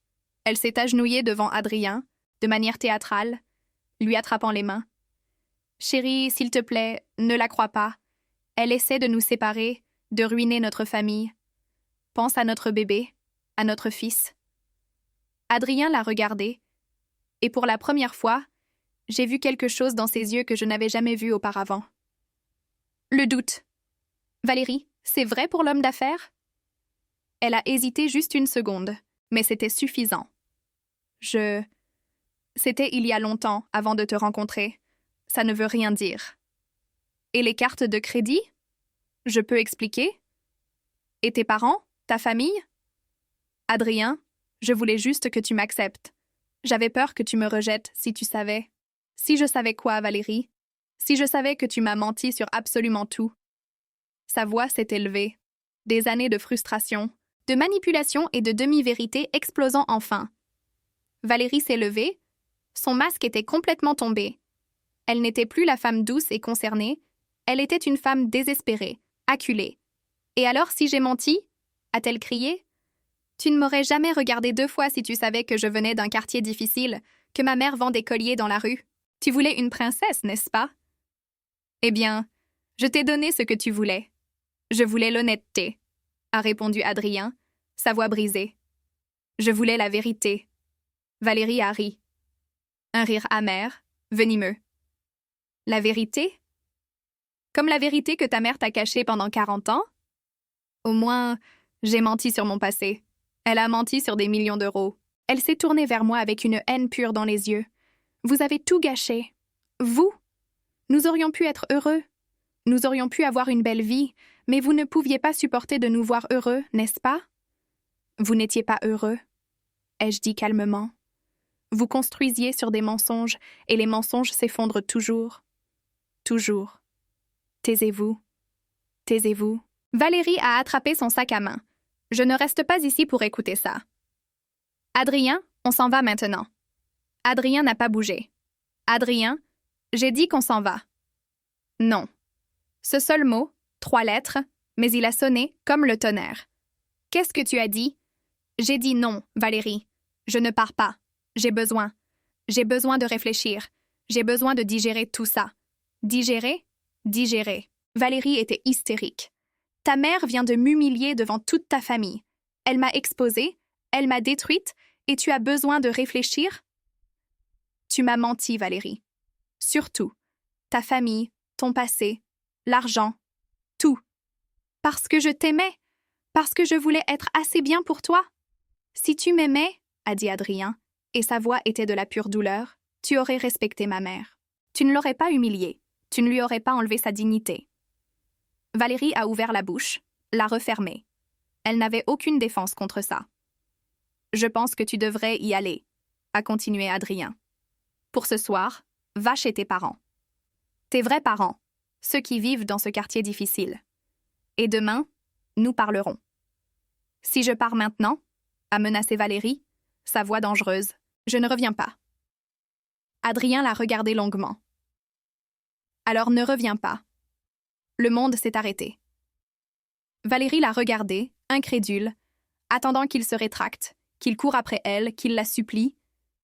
Mais Adrien s'est retourné et a marché vers moi. Valérie est restée là, figée, pendant 5 secondes éternelles.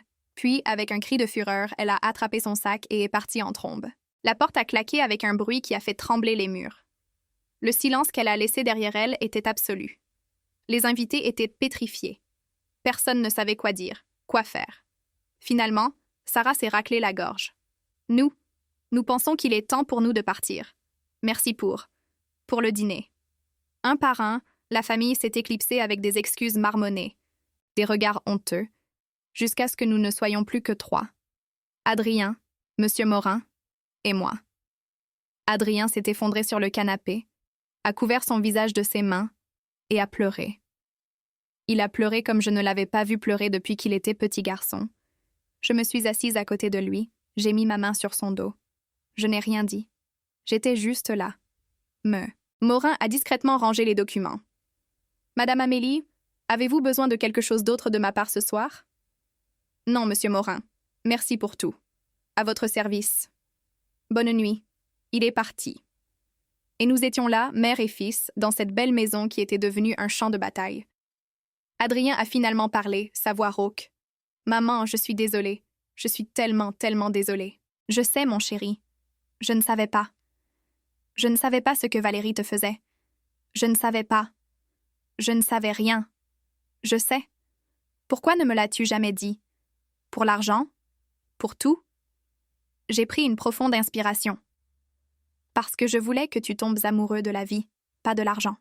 Je voulais que tu construises ton propre chemin. Mais j'ai eu tort, mon fils. J'ai eu tort de te cacher tant de choses. Et ça a créé l'espace pour que Valérie te manipule. Il s'est tourné vers moi, ses yeux rouges et gonflés. Maintenant, qu'est-ce que je fais, maman? J'ai un bébé en route, une femme qui m'a menti, une vie qui s'effondre. Je l'ai serré dans mes bras comme je le faisais quand il était enfant et qu'il faisait des cauchemars. Maintenant, mon chéri, tu reconstruis. Avec la vérité, avec la dignité. Et moi? Je serai là, comme je l'ai toujours été. Il a pleuré dans mes bras jusqu'à s'endormir. Cette nuit-là, j'ai couvert mon fils de 32 ans avec une couverture. J'ai éteint les lumières. J'ai nettoyé ce qui restait du dîner de Noël. Et en faisant la vaisselle dans cette cuisine silencieuse, je me suis demandé si j'avais fait ce qu'il fallait.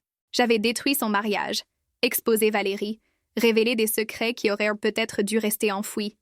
Mais quand j'ai vu mon reflet dans la fenêtre de la cuisine, j'ai vu une femme qui avait enfin retrouvé sa dignité. Et ça, Après tout, valait plus que n'importe quel secret. Les jours après Noël étaient étranges, comme marcher dans un monde où la gravité fonctionnait différemment. Adrien est resté chez moi, dans son ancienne chambre, que j'avais gardée exactement comme il l'avait laissée quand il avait déménagé.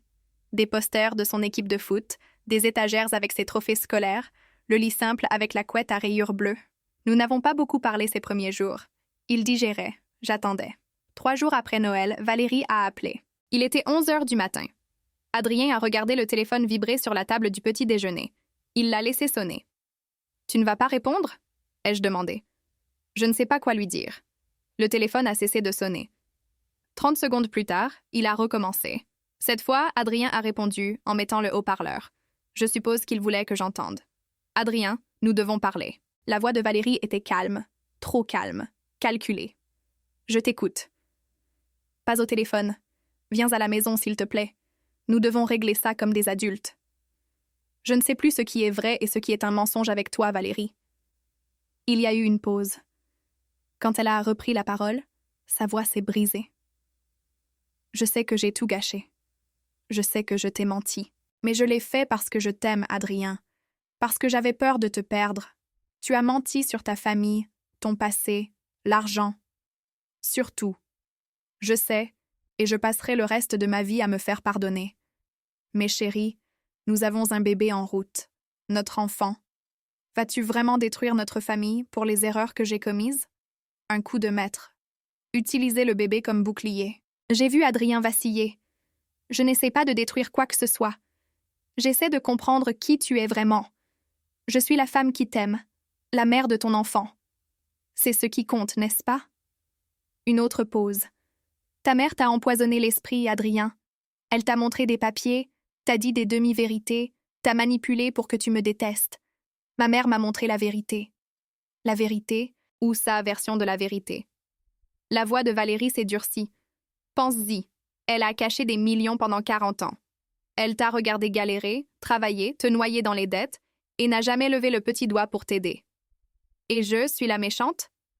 Adrien m'a regardé, confus, blessé. Valérie, ça suffit? Non, ça ne suffit pas, parce que maintenant ta mère t'a là, dans sa maison, sous son contrôle. Tu ne vois pas ce qu'elle fait?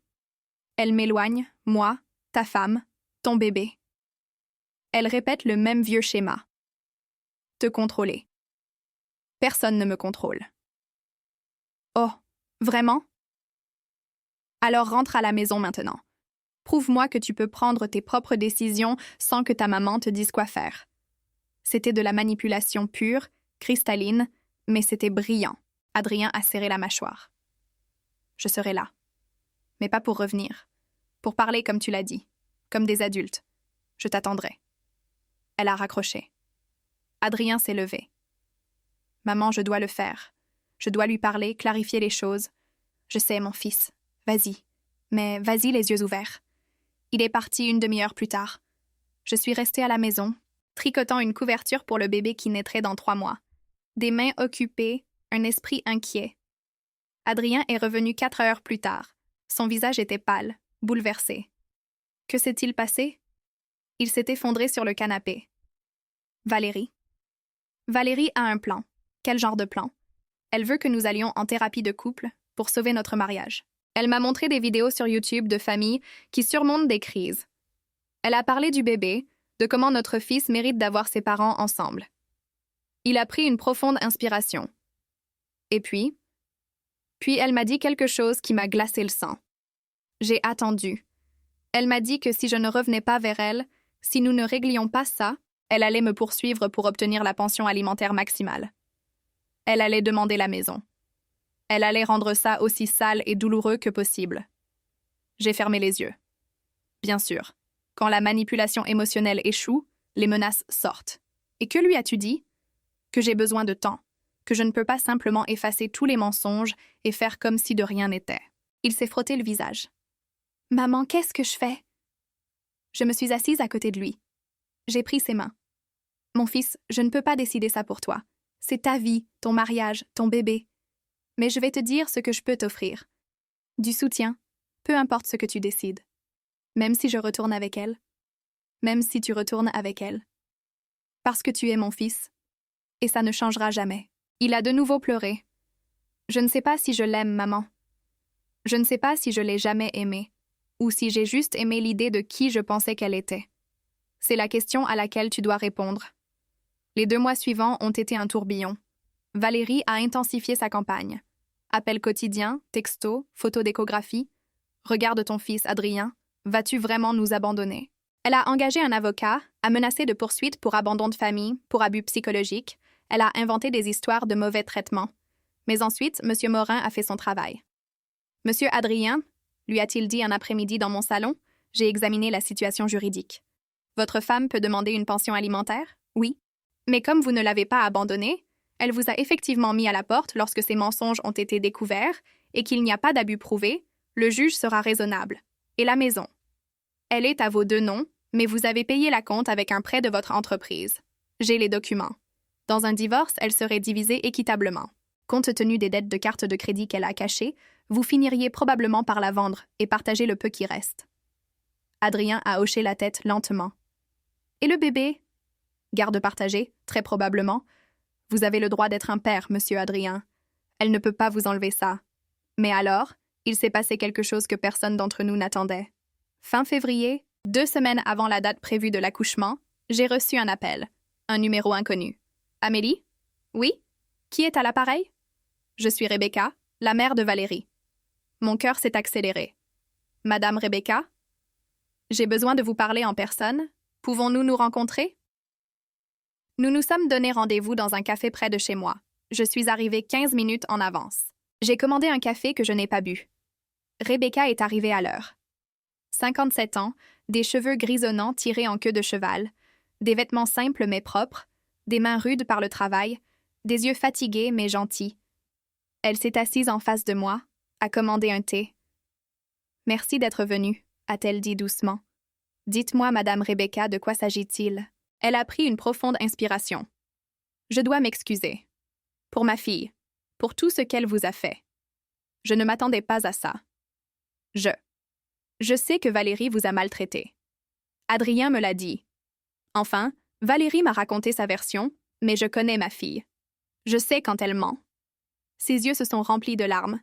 Je l'ai élevée seule après que mon mari soit tombé dans sa dépression. J'ai travaillé en vendant tout ce que je pouvais pour lui donner une éducation. Mais à un moment donné, elle a décidé que ce ne serait jamais assez, qu'elle méritait plus, que le monde lui devait quelque chose. Ce n'est pas votre faute, Madame Rebecca. Si, ça l'est. Parce que je l'ai permis. Quand elle a commencé à mentir sur notre vie, sur notre famille, je me suis tue parce que je voulais qu'elle soit heureuse, parce que je voulais qu'elle ait les opportunités que je n'ai jamais eues. Elle a essuyé ses larmes, mais je lui ai appris que mentir était acceptable, que faire semblant était plus important que d'être honnête. Et maintenant? Maintenant, elle va avoir un bébé, et j'ai peur qu'elle lui apprenne la même chose. J'ai pris sa main rude et travailleuse, si semblable à la mienne. Que puis-je faire, Madame Rebecca? Je ne sais pas si je peux vous demander ça, mais... Pourriez-vous donner une chance à Valérie? Pas pour elle, pour mon petit-fils. Ce bébé n'est pas responsable des erreurs de sa mère. Madame Rebecca, je ne refuserai jamais à Adrien la chance d'être un père, ni à mon petit-fils la chance d'avoir son père. Mais cela ne dépend pas de moi. Cela dépend d'Adrien et de Valérie. Je sais, mais vous avez de l'influence sur votre fils. Si vous lui dites de ne pas revenir, je ne lui dirai jamais ça. Adrien est un adulte. C'est sa décision. Rebecca a hoché la tête. Valérie me déteste d'être venue ici. Elle m'a dit que si je vous parlais, elle ne me laisserait pas voir mon petit-fils. Mais je ne pouvais pas rester silencieuse. Je voulais que vous sachiez que toute ma famille n'est pas comme elle, que certains d'entre nous ont des valeurs. Nous sommes restées assises en silence. 2 mères, 2 femmes qui avaient lutté toute leur vie, qui avaient fait des erreurs, qui aimaient leurs enfants malgré tout. Madame Rebecca, ai-je dit finalement, quand ce bébé naîtra, vous le rencontrerez. Je vous le promets. Peu importe ce qui se passe entre Adrien et Valérie. Cet enfant aura sa grand-mère maternelle dans sa vie. Elle a pleuré. Merci. Merci. Nous nous sommes séparés avec une étreinte. 2 guerrières, se reconnaissant. Cette nuit-là, j'ai raconté à Adrien la rencontre. La mère de Valérie est venue te voir, a-t-il dit, surpris. Oui. C'est une bonne femme, mon fils. Travailleuse, honnête. Valérie n'a pas appris ses mensonges d'elle. Adrien était pensif. Tu sais, j'ai réfléchi au bébé, au fait d'être père. Et je serai là pour mon fils, toujours. Mais ça ne veut pas dire que je dois être avec Valérie. Tu as décidé? Oui. Je vais demander le divorce après la naissance du bébé. Je ne veux pas la stresser pendant la grossesse, mais je ne peux pas non plus rester dans une relation construite sur des mensonges. J'ai hoché la tête. C'est une décision difficile, mon fils, mais c'est la tienne, et je la respecte. Tu me soutiens? De tout mon cœur. 2 semaines plus tard, le 15 mars, à 3 heures du matin, Valérie a perdu les os. Adrien a reçu l'appel. Il était habillé en 2 minutes. Maman, c'est le bébé. Va, mon fils. Je te rejoins à l'hôpital. Je suis arrivée à l'hôpital 2 heures plus tard. Adrien était dans la salle d'attente, nerveux, faisant les 100 pas. Comment va-t-elle? Elle est en travail. Les médecins disent que tout se passe bien. À 9h43 du matin, mon petit-fils Mathieu est né. 3,5 kg, des cheveux noirs, les yeux fermés. Parfait. Quand ils m'ont laissé entrer dans la chambre, j'ai vu Valérie dans le lit, épuisée, décoiffée, tenant le bébé. Nos regards se sont croisés, et à cet instant, toute la haine, toute la guerre, tout le venin s'est évaporé. Car là, dans ses bras, se trouvait mon petit-fils, le sang de mon sang, l'héritage de David, l'avenir de notre famille. Voulez-vous le prendre? A demandé doucement Valérie. J'ai pris Mathieu dans mes bras. Il sentait le nouveau, l'espoir, la seconde chance. Bonjour, mon amour, ai-je murmuré. Je suis ta grand-mère, et je te promets que je t'aimerai inconditionnellement, sans mensonge, sans jeu. Valérie a pleuré, je ne sais pas si c'était à cause de l'épuisement, des hormones ou de quelque chose de plus profond. Madame Amélie, je suis désolée pour tout. Je l'ai regardée, vraiment regardée, et j'ai vu une fille effrayée qui avait pris de terribles décisions pour tenter d'échapper à son passé. Je sais, Valérie, je sais. Ce n'était pas le pardon, pas encore, mais c'était un début. Les 3 mois qui ont suivi la naissance de Mathieu ont été les plus étranges de ma vie. Comme vivre dans 2 réalités simultanées. Dans une réalité, j'étais la grand-mère aimante. Je rendais visite à Mathieu 3 fois par semaine. Je lui apportais des vêtements que je tricotais moi-même. Je le tenais pendant que Valérie se douchait ou se reposait. Je lui chantais les mêmes berceuses que j'avais chantées à Adrien. Dans l'autre réalité, j'étais la belle-mère qui avait détruit un mariage. Valérie me traitait avec une courtoisie froide. Adrien dormait dans la chambre d'amis de sa propre maison. Les discussions sur le divorce ont été reportées jusqu'à ce que Valérie se remette de l'accouchement. Mais nous savions tous que ce n'était qu'une question de temps. En juin, 3 mois après la naissance de Mathieu, Adrien l'a finalement fait. Il est venu chez moi un samedi après-midi. Il s'est assis sur le canapé où il avait passé tant d'après-midi de son enfance. « Maman, j'ai officiellement parlé avec Valérie aujourd'hui. J'ai demandé le divorce. » Mon cœur s'est serré. Comment l'a-t-elle pris? Mieux que ce que j'attendais, je pense. Je pense qu'elle s'y attendait aussi. Vivre ensemble sans être ensemble ces derniers mois a été insupportable pour nous deux. Et Mathieu? Garde partagée. Elle reste à la maison pendant la semaine. Je l'ai le week-end.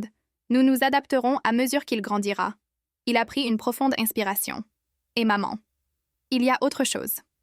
Dis-moi, Valérie veut vendre la maison. Elle dit qu'elle ne peut pas se permettre l'hypothèque seule. Qu'avec les dettes de carte de crédit, elle se noie. Voilà, la conséquence inévitable d'années de vie au-dessus de ses moyens. Et que veux-tu faire? Honnêtement, vendre serait la meilleure solution. Partager ce qui reste, recommencer à zéro. Il m'a regardé avec ses yeux qui faisaient toujours fondre mon cœur. Mais maman, je ne sais pas si je peux. La valeur de la maison a baissé. Avec ce que nous devons sur l'hypothèque, plus les dettes de carte de crédit qui sont aussi à mon nom. Nous allons finir dans le rouge.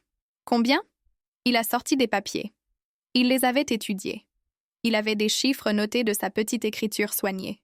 La maison vaut peut-être 500 000 €. Nous devons 400 000 sur l'hypothèque. Les cartes totalisent 98 000.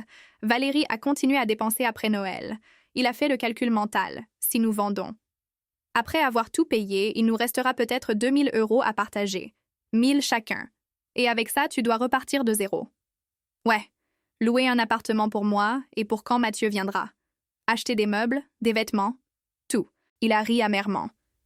À 32 ans, recommencer comme si j'en avais 20. Je l'ai regardé.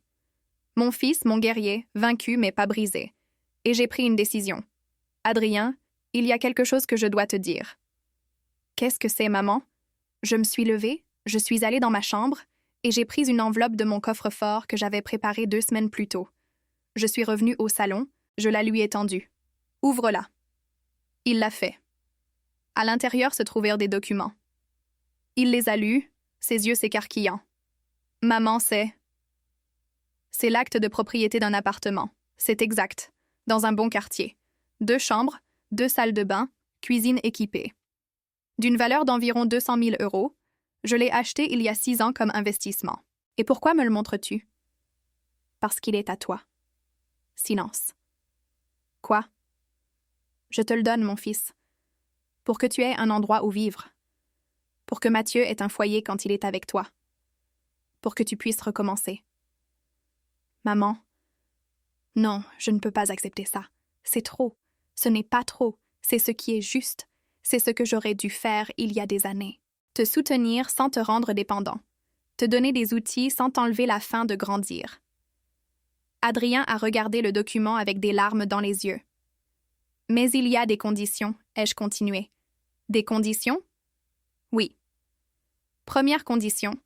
L'appartement est à toi, mais si jamais tu le vends, 50% du bénéfice ira dans un fonds d'éducation pour Mathieu, bloqué jusqu'à ses 18 ans. Il a hoché la tête. Marché conclu. Deuxième condition. Tu me paies un loyer symbolique. 50 € par mois. Pas parce que j'ai besoin de l'argent, mais parce que je veux que tu valorises ce que tu as, que tu n'oublies jamais que les choses ont un coût. Compris? Compris. Troisième condition. Valérie n'a jamais accès à cet appartement. C'est ton espace, celui de Mathieu et le tien. Un endroit pour reconstruire ta vie sans les mensonges du passé. C'est ma condition préférée, a-t-il dit avec un sourire triste. Je l'ai serré dans mes bras. Je t'aime, mon fils, et je suis désolée de ne pas t'avoir dit la vérité plus tôt. Je suis désolée que mon silence ait créé l'espace pour que Valérie te manipule. Non, maman, ce n'est pas ta faute. C'est moi l'idiot qui a cru au mensonge parce que je voulais y croire. Nous sommes restés comme ça, enlacés, en train de guérir, mais ce n'était pas encore fini. Il y a autre chose, ai-je dit en me reculant. Encore? J'ai sorti une autre enveloppe, plus fine celle-ci. C'est pour Valérie. Adrien a froncé les sourcils. Pour Valérie? Ouvre-la. Il l'a fait. À l'intérieur se trouvait un chèque de 50 000 €. Maman, qu'est-ce que c'est? C'est un cadeau pour Valérie, pour payer ses dettes de carte de crédit. Quoi? Maman, après tout ce qu'elle t'a fait? Écoute-moi, mon fils. Écoute attentivement. J'ai pris ses mains. Valérie est la mère de mon petit-fils. Je n'ai pas à l'aimer. Je n'ai pas à être son amie. Mais je ne peux pas non plus permettre à mon petit-fils de grandir dans la pauvreté parce que sa mère se noie dans les dettes. Mais je ne le fais pas pour elle. Je le fais pour Mathieu et je le fais pour toi. Parce que tant que Valérie sera financièrement désespérée, elle sera une mère désespérée et cela affectera ton fils. Adrien a secoué la tête, incrédule. Tu es trop bonne, maman. Je ne suis pas bonne, je suis pratique. C'est un investissement dans la santé mentale de mon petit-fils. J'ai fait une pause. Mais il y a aussi des conditions. Quelles sont-elles? Valérie doit l'utiliser uniquement pour rembourser ses dettes. Monsieur Morin vérifiera que chaque euro va aux banques. Si elle achète des vêtements, des chaussures, autre chose que le remboursement des dettes, l'accord est annulé et je récupère l'argent. Et la deuxième condition, Valérie accepte de suivre une thérapie psychologique pendant au moins 1 an, payée par mois, pour travailler sur ses problèmes, ses mensonges, sa relation avec l'argent. Et si elle refuse, alors elle reste avec ses dettes. Simple. Adrien m'a regardé avec admiration. Quand as-tu pensé à tout ça? J'y pense depuis 3 mois, depuis la naissance de Mathieu. Depuis que j'ai compris que ce n'était plus une question de Valérie et moi, mais de ce bébé. Le lendemain, Adrien a présenté ma proposition à Valérie. Elle m'a appelé 2 heures plus tard, en pleurant. Madame Amélie. Je ne sais pas quoi dire. Ne dis rien. Accepte simplement les conditions et travaille à être une meilleure personne pour Mathieu. Pourquoi faites-vous ça? Après tout ce que je vous ai fait? Parce que je suis une mère avant d'être une victime. Et ce bébé mérite le meilleur, y compris une mère qui va bien. Valérie a suivi sa thérapie religieusement chaque semaine, résistant au début, puis s'ouvrant. En août, 6 mois après la naissance de Mathieu, ils ont signé les papiers du divorce. C'était à l'amiable, triste, mais nécessaire. Adrien a emménagé dans son appartement. Il l'a décoré simplement, confortablement. Il a préparé la deuxième chambre pour Mathieu avec tout son amour, et chaque week-end, mon petit-fils arrivait dans cet espace. Parfois, je leur rendais visite, je cuisinais pour Adrien, je jouais avec Mathieu. Nous étions à nouveau une famille, blessée, mais en voie de guérison. Un dimanche d'octobre, j'ai reçu une visite inattendue. Valérie a frappé à ma porte avec Mathieu dans les bras. Elle portait des vêtements simples, pas de maquillage excessif. Elle avait l'air vraie. « Madame Amélie, pouvons-nous parler ?» Je l'ai fait entrer. J'ai fait du café. Nous nous sommes assises dans mon salon. « Je suis allée en thérapie », a-t-elle commencé, comme vous l'avez demandé. « Je sais. Monsieur Morin me tient informé. Ma thérapeute m'a demandé de faire quelque chose. De venir vous parler. De m'excuser. Pour de vrai. Pas parce que je veux quelque chose en retour, mais parce que j'en ai besoin pour guérir. J'ai écouté. J'ai été horrible avec vous. Je vous ai traité comme de la saleté. Je vous ai humilié parce que ça me donnait l'impression d'être puissante. Parce que toute ma vie, je me suis sentie inférieure à tout le monde. Et enfin, il y avait quelqu'un qui pouvait être en dessous de moi. » Des larmes coulèrent sur son visage. « Mais vous n'avez jamais été en dessous de moi. Vous avez bâti un empire, élevé un fils merveilleux, survécu à des choses que je ne peux même pas imaginer. Et moi, je n'étais qu'une enfant gâtée jouant à la reine. Valérie. Non, laissez-moi finir, s'il vous plaît. » Elle a pris une profonde inspiration. J'ai appris en thérapie que tous mes mensonges venaient de la peur de ne pas être assez bien, la peur d'être rejetée si les gens savaient d'où je venais. Mais les mensonges n'ont fait que créer plus de peur, plus de douleur. Et qu'as-tu appris maintenant? Que la vérité fait moins mal que les mensonges, que être pauvre ne me rend pas moins valable. Que ma mère, qui vend des colliers au marché aux puces, est plus digne que n'importe quel homme d'affaires que j'ai jamais rencontré. Elle a regardé Mathieu, endormi dans ses bras. Et que je veux que mon fils grandisse en connaissant la vérité, la vraie histoire de sa famille, pas une version édulcorée. Je me suis rapprochée, j'ai touché sa main. « Valérie, je te pardonne. » Elle a sangloté. « Vraiment? Vraiment? » Mais le pardon ne signifie pas l'oubli. Cela signifie laisser partir le poison. Cela signifie que ton erreur n'a plus de pouvoir sur moi. Merci. Merci. Elle est partie 1 heure plus tard, plus légère, plus libre. Et je me suis sentie libre aussi. Les mois suivants ont été consacrés à la reconstruction. Adrien s'est épanoui dans son nouvel appartement. Il a obtenu une promotion au travail. Il a recommencé à économiser. Valérie a poursuivi sa thérapie. Elle a vendu la BMW en leasing, a acheté une voiture modeste, a cessé de prétendre être quelqu'un qu'elle n'était pas. Et Mathieu? Mathieu a grandi entouré d'amour, de 2 foyers réels. 1 an après l'explosion de Noël, j'ai convoqué une réunion de famille. Adrien, Valérie, Rebecca, la mère de Valérie, Monsieur Morin et moi. Je vous ai tous réunis parce que je dois communiquer certaines décisions, ai-je commencé. Tout le monde me regardait avec attente. J'ai mis à jour mon testament. Silence. Adrien, tu hériteras d'un de mes appartements en centre-ville, d'une valeur d'1 demi-million d'euros et d'un fonds d'investissement de 200 000 euros. Adrien a cligné des yeux. Maman, attends. Je n'ai pas fini. J'ai regardé Mathieu jouer avec des cubes sur le sol. Pour Mathieu, j'ai créé une fiducie. 1 million d'euros, bloqués jusqu'à ses 25 ans, pour son éducation, son avenir, ses rêves. Valérie a eu le souffle coupé. Madame Amélie, c'est trop. Ce n'est pas pour toi, c'est pour lui. Pour qu'il n'ait jamais à mentir sur qui il est. Pour qu'il ait de vraies opportunités, pas des fantasmes. J'ai continué. Le reste de mon patrimoine, environ 5 millions d'euros, ira à la Fondation Amélie pour les femmes entrepreneurs veuves. Adrien a souri. Maman, c'est parfait. Pour les femmes comme moi, comme Rebecca, comme tant d'autres qui se retrouvent seules et doivent repartir de zéro. Nous leur accorderons des microcrédits, des formations, du soutien. J'ai regardé Rebecca. D'ailleurs, Madame Rebecca, j'aimerais que vous fassiez partie du conseil d'administration. Rebecca a pleuré. Moi? Vous? Parce que vous savez ce que c'est de se battre et parce que votre honnêteté est ce dont cette fondation a besoin. Cet après-midi-là, nous avons tous signé des documents, scellé l'avenir, et pour la première fois depuis des années, je me suis sentie en paix. 6 mois plus tard, la Fondation Amélie a ouvert ses portes. Un petit bureau dans un quartier en rénovation, 3 employés. Un programme pilote avec 20 femmes. L'ouverture a été simple.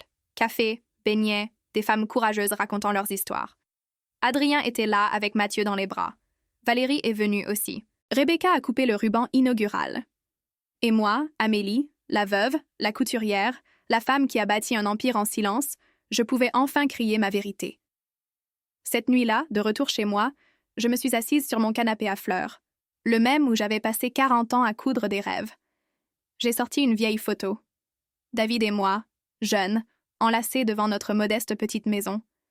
Nous avons réussi, mon amour, ai-je murmuré. Notre fils est un homme bien. Notre petit-fils aura un avenir. Et ta veuve. Ta veuve n'a jamais cessé de se battre. J'ai rangé la photo, j'ai éteint la lumière et j'ai dormi en paix. 3 ans plus tard, Mathieu a 4 ans. C'est un garçon brillant, curieux, aimant. Il passe les week-ends avec Adrien, les jours de semaine avec Valérie, et tous les mardis et jeudis, il vient chez moi. Sa journée avec mamie. Nous faisons des biscuits. Je lui apprends à utiliser ma vieille machine Singer. Je lui raconte des histoires sur son grand-père David. Adrien s'est remarié, une femme nommée Hélène, une institutrice, simple, honnête, gentille. Le mariage était petit, beau, vrai. Valérie a aussi refait sa vie. Elle a un petit ami, un mécanicien de son ancien quartier qu'il a rencontré alors qu'elle aidait sa mère au marché aux puces. Il l'aime pour qui elle est, pas pour qui elle prétend être. La Fondation a aidé 200 femmes en 3 ans. Certaines ont ouvert des entreprises, d'autres ont remboursé leurs dettes. Toutes ont retrouvé leur dignité. Et moi, j'ai 71 ans. Je coude toujours.